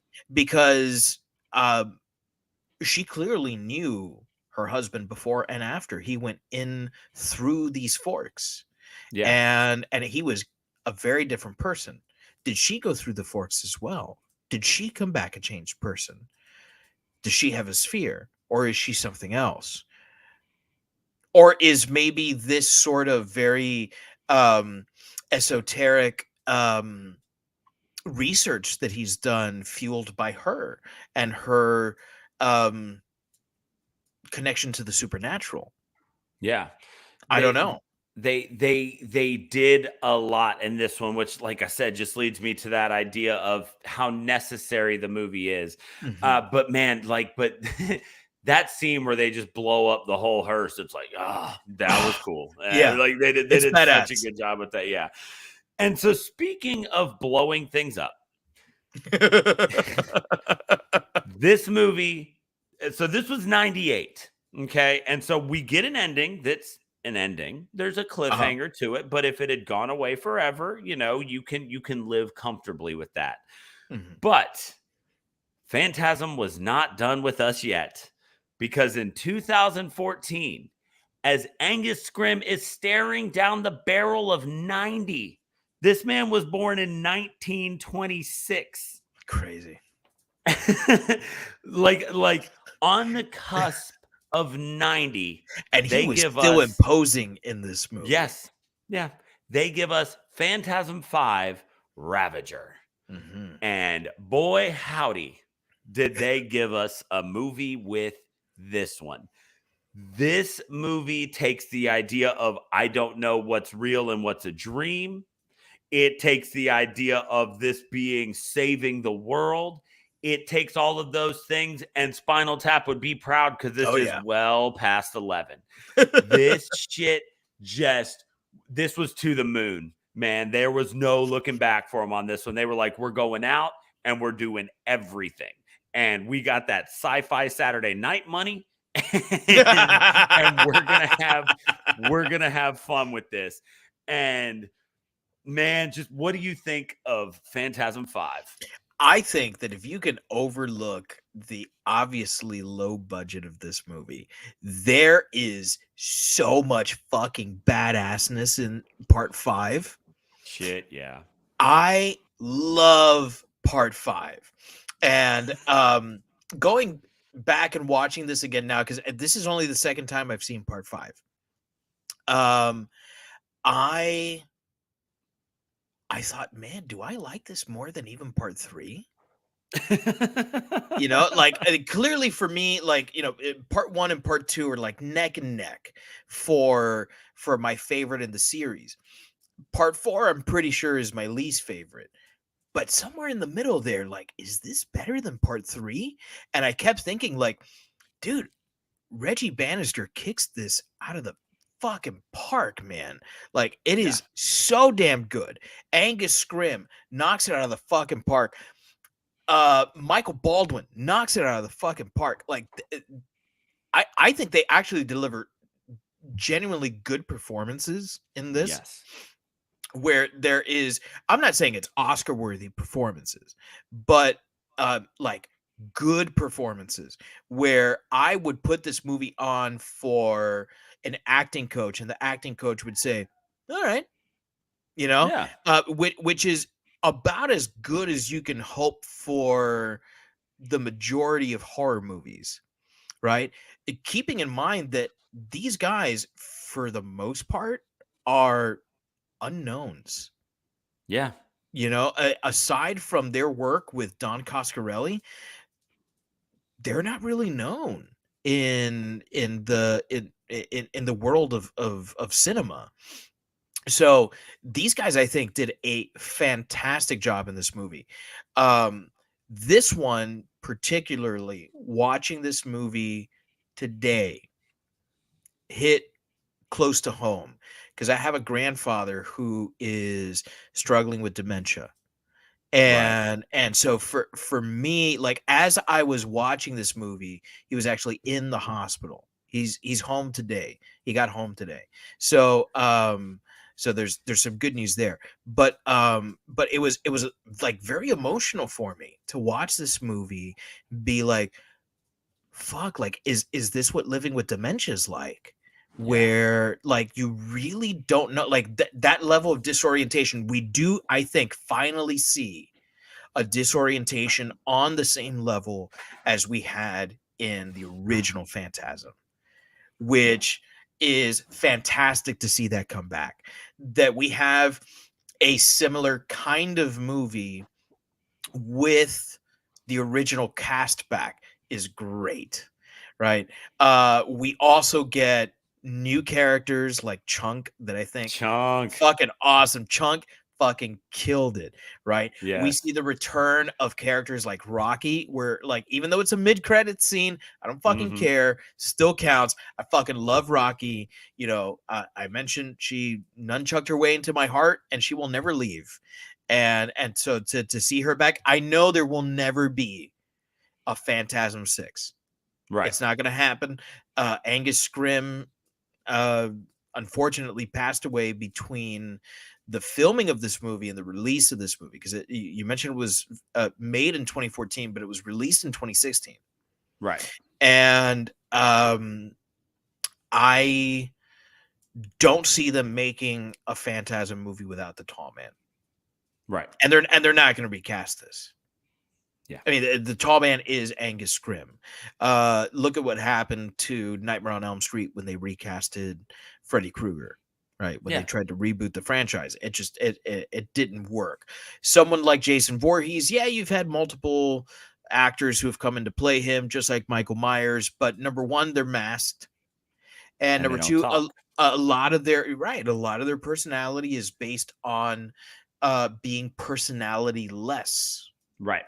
If Um, you can be physically imposing than you can be Voorhees or Myers. right, and in fact, a lot of what is scary about Myers is the fact that there is nothing human about him. Right. So almost anyone can come in and do that if they know how to take emotion out of it entirely. So Angus Scrimm can't be replaced. Never. There is no replacing him. It's like Frankenstein. Like, how many people have come in to play Frankenstein, and yet still the image that we see of Frankenstein in our minds. If you close your eyes and you think of Frankenstein's monster, who do you see? It's Boris you Karloff. don't see De Niro. No, and he did an admirable job. And he was good. Yeah, he was closer to the literary Frankenstein than Karloff ever was. But what Karloff brought to the character, I mean, it's incomparable. Right. So there will not be another Phantasm movie, unfortunately. Right. Like 5 is so out of the box, and you're always guessing. And again, Reggie pulling tail, man. Dawn, forget about it. Like that's so hot. Oh, right. And not only that, like you're talking about, his libido's still up, but not quite his, ability to stay awake, because there was a moment there where if he'd been up, he'd have pulled finally, you know, and that was also, I like that realism.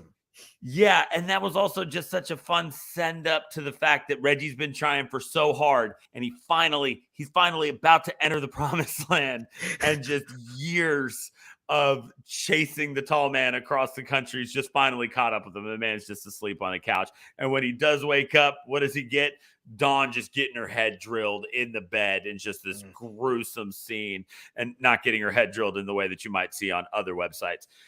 So I will say that scene is one of those scenes where like I really truly question still after a second viewing whether he really has dementia or not, because he can't remember her name. Right.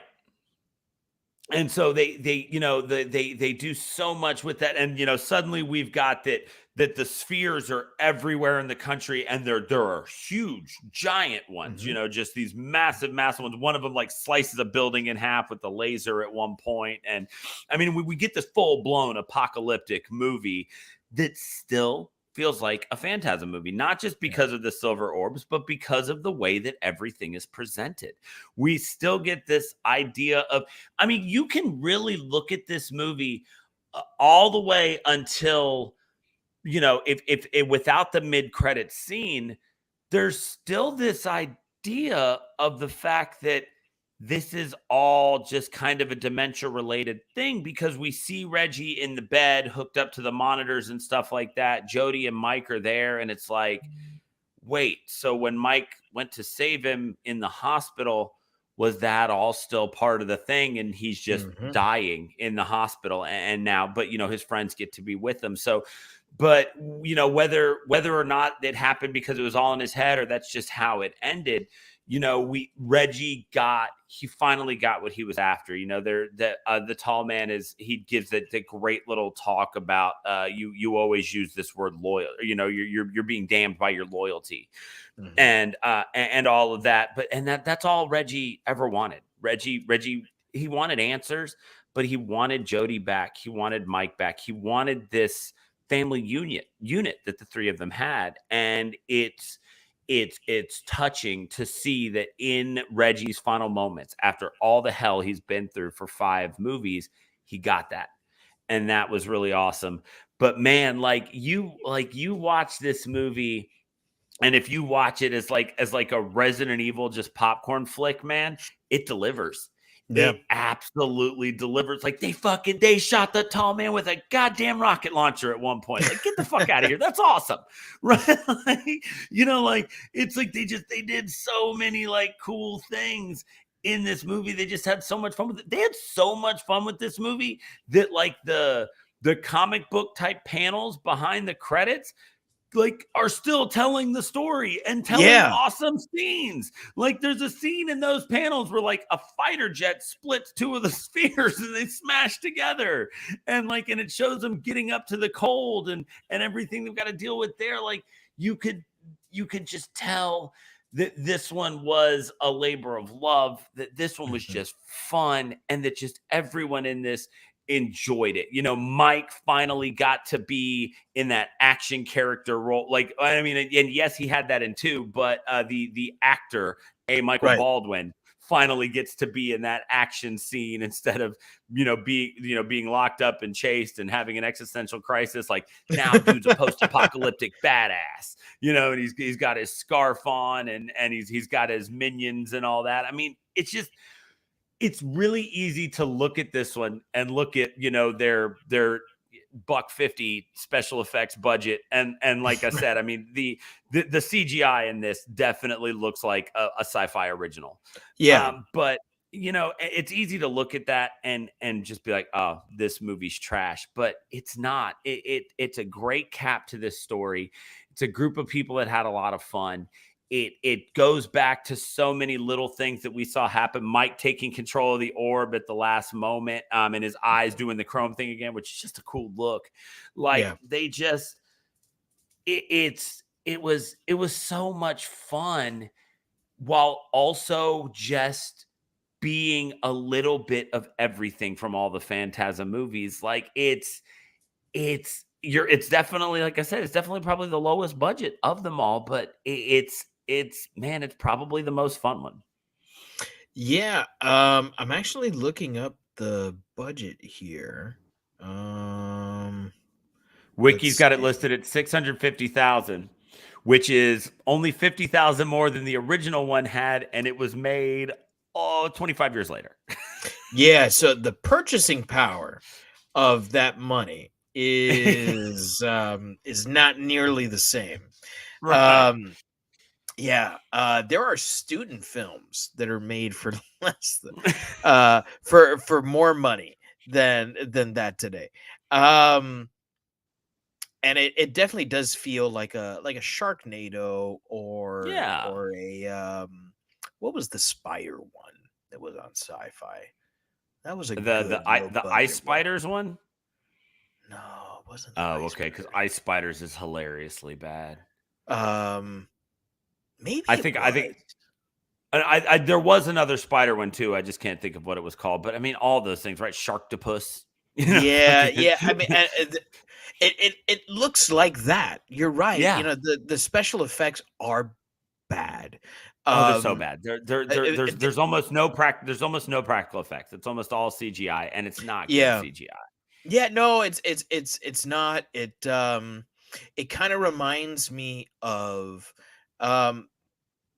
here in Florida. It's very easy for us to get to Universal Studios, and there is a ride that is themed to Fast and Furious, and excellent.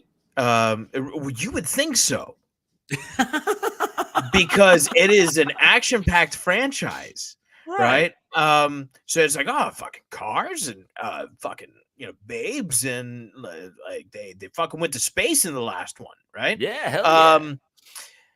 It is so bad, that ride, because you're basically static the whole time, and you're just watching screens go by, and it's all computer animation, and it looks like something that was made on the same graphics engine that Rockstar used for Grand Theft Auto Vice City. And that's kind of the feeling that I got in this movie. But here's the thing. I really like Grand Theft Auto Vice City. and so there's sort of a nostalgia there where, like, I remember the times of watching Sci-Fi and watching these low budget movies and thinking, that's fucking awesome. Yeah. Because I was sitting there with a beer in one hand and popcorn in the other, and I was just having a good time. Yeah. And I think that's what Ravager does. All the while, really getting at what we love about Phantasm.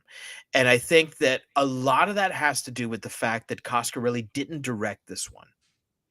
Right. He produced this one, he wrote this one, but I think he kind of understood, like, I'm done. I've said everything I need to say in the realm of Phantasm. Let someone else take over here. And he did, and I think it worked. Yeah. And I think that the director, David Hartman, I think his name is, It is. he thank you, because I read it about 10 minutes ago, and I'm about 4 glasses of scotch in, and I can't remember my own name right now. So he did such a great job. Like, the guy was clearly a fan of the Yeah. series, and he played this for laughs, and he played this for horror, and he really took this to a level that we hadn't seen before. And to see the spheres in such a terrifying way, where Yeah. they're leveling buildings, they are the great observer of humanity. And we see everything from the the guys that my son would refer to as the miners, because they look Yes. like the miners from My Bloody Valentine, right? Mm-hmm. To what he called the gremlins, right? The dwarves, right? To the spheres, to the tall man, right? To the fact that there were infinite tall men. This Yes. movie kind of like gets at all of that, and it does it in a way that, yeah, the budget's not that high, and no, it doesn't look that good, but are you into Phantasm because this thing is delivering state of the art special effects, or are you into this because you're a fan of the series and you want to see more of Angus Scrimm and Michael Baldwin and Reggie Bannister? Yeah. That's kind of what I'm in this for. And to see Jodie redeemed, because there was this aspect of part 4 where, like, you can't trust Jodie, Mm-hmm. right? But to see Jodie redeemed in part 5, where there is this, like, infinite number of realities, and that there's a tall man from each one, but there's also a Jodie from each one, right? So is this a Jodie from another reality? And if this is a Jodie from another reality, the fact that he can still love Mike, and that Yeah. he can still love Reggie, like, there's like warm fuzzies there, you know.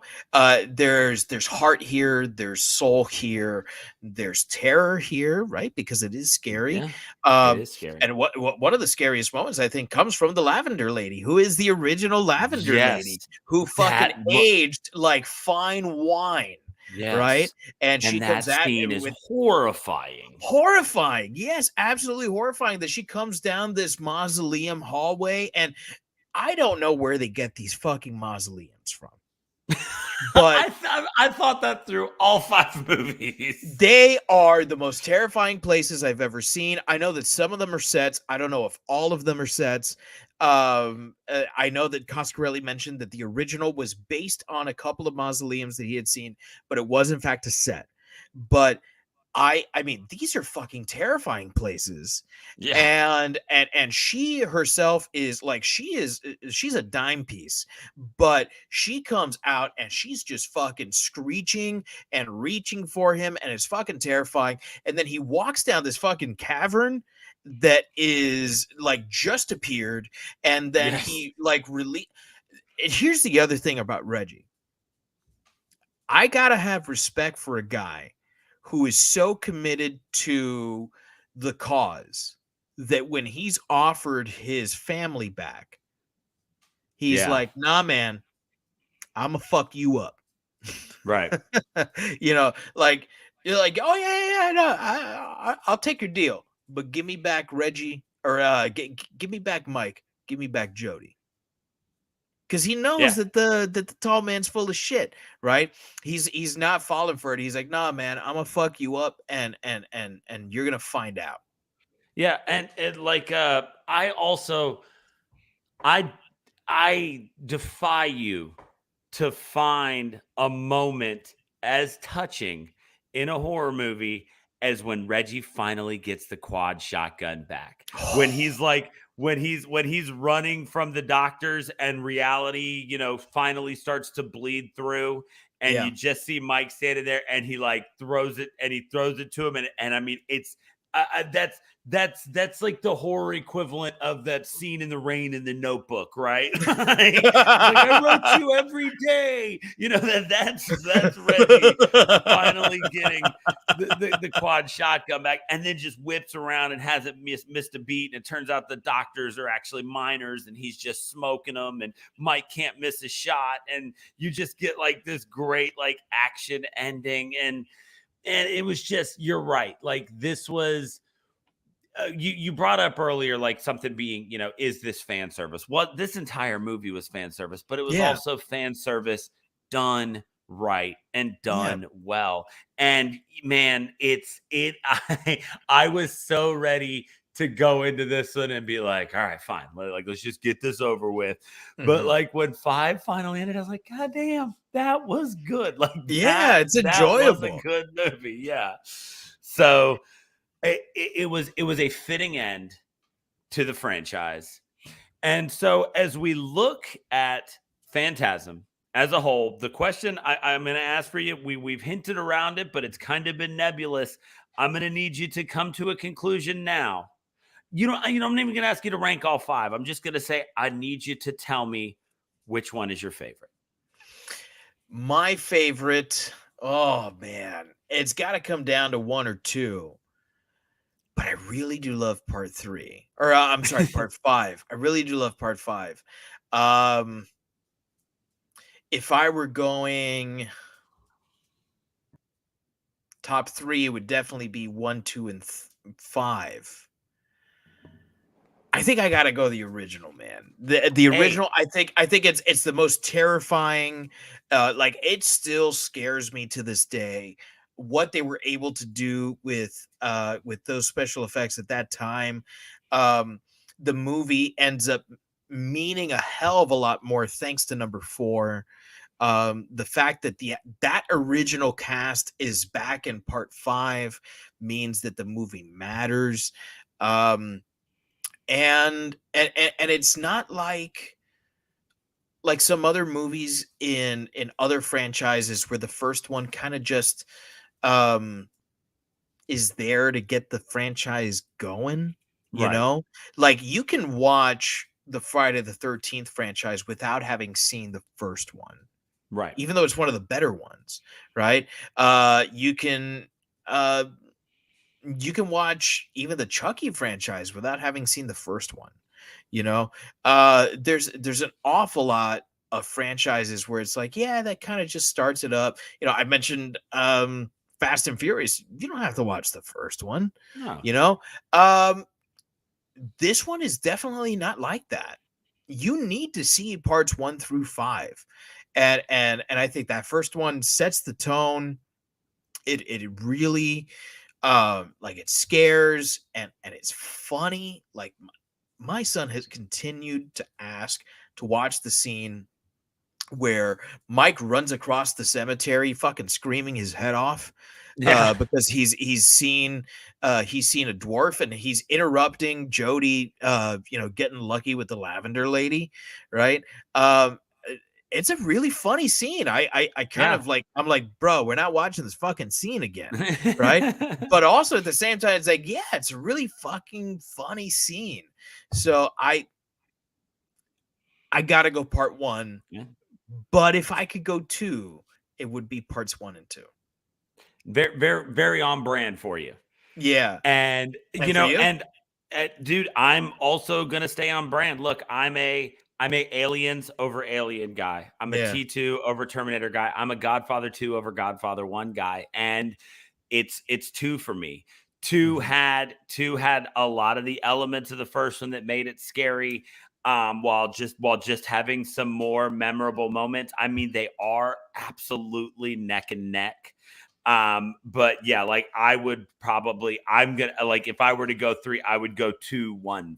I mean, just right up there with you. But Okay. yeah, like I said, I'm a big budget. I'm a bigger budget sequel guy. I'm a mark for that shit. So And there ain't nothing wrong with that. right. And so, but you're right. It's just it like I said, two just kind of took all those things, lost the dream quality, made that's when you start to realize that they were gonna have a lot of fun with it. So yeah, I'm gonna Yeah. go two's my favorite. And if you could give this franchise, and we haven't talked about this, so I'm just going to spring this on you. Let's do If it. you could give this out of the whole franchise, out of a possible 5 boy, how many boy would you give this?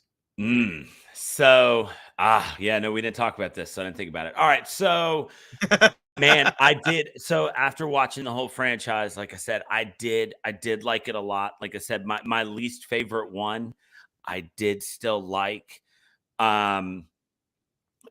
because like I said, four is a necessary piece. Mhm.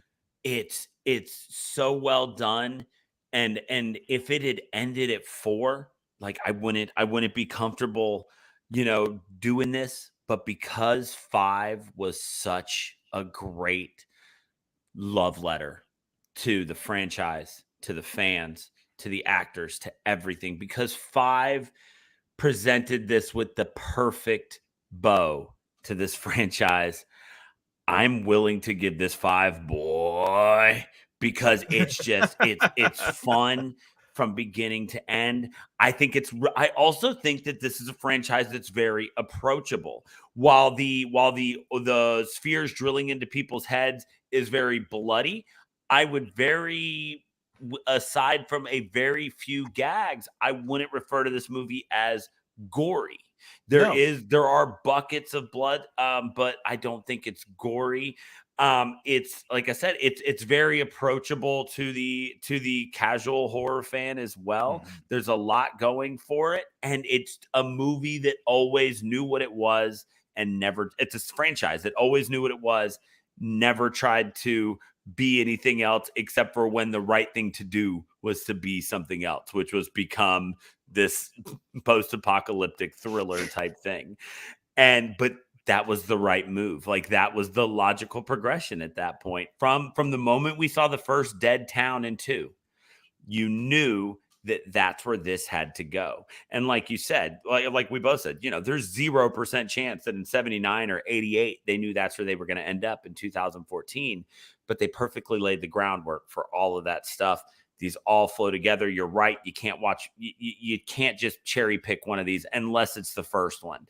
You can't just be like, I'm just going to, I've heard about Phantasm. Which one's the best one? No, it doesn't work that way, man. You go watch one, and if you like them, you watch them all. So yeah, I'm going to go 5 boy for Phantasm. What about you? I'm also going 5 boy, and for all the reasons you listed, I'm not going to repeat them, and I'm not going to add to them because it was perfect. But I will ask you one more thing before we finish for the night. Yeah. As this is the 50th episode, I hope we do another 50. Right? I'd love it. If you could choose any one movie to do down the road, and we do have movies selected, right? So it's not to say it's going to happen tomorrow, right? Because we don't record on Thursdays, right? Or next week, right? What movie would you say, this is one that I have to record? I have to record a review for this episode. There needs to be a Shiver episode of this movie. So, like, we talked about this a little bit before we went on the air, and I've been kind of racking my brain, like thinking back through, movies that we haven't done, or, and I'm trying to decide, like, do I want to pick something like, bizarrely obscure, or, just something. And I've actually settled on one that I would really like to do. It checks a lot of boxes of things that we don't do that often. Okay. It is a foreign film. It is a thriller. It is psychological. There is a Korean film called Tale of Two Sisters that I was obsessed with. When I went through this phase where I was just constantly, it was like when eBay first got big and I was like, oh my God, look at all these movies from Korea and Japan I can get. And they do fucked up horror. Yeah. But there's there's a movie called Tale of Two Sisters. It's a Korean film that I love, that I have not seen in a very long time. And now, after doing this podcast for 30 episodes and having this, I honestly, one thing that thank you to you, thank you to this podcast, thank you to everybody who listens. Something that I've developed over the course of this is this has allowed me to not just watch movies differently, but to appreciate a lot more about those movies. And I really want to put like this mindset, this set of eyes that I have on that movie and see if it holds up as something as I remember being stellar and really scary, or if now it's just, or if it was just like the thrill of that having something crazy that nobody really knew about. So it's a super weird pick, but yeah, I'm gonna go Tale of Two Sisters is one that I really hope we get to someday. What about you? All right.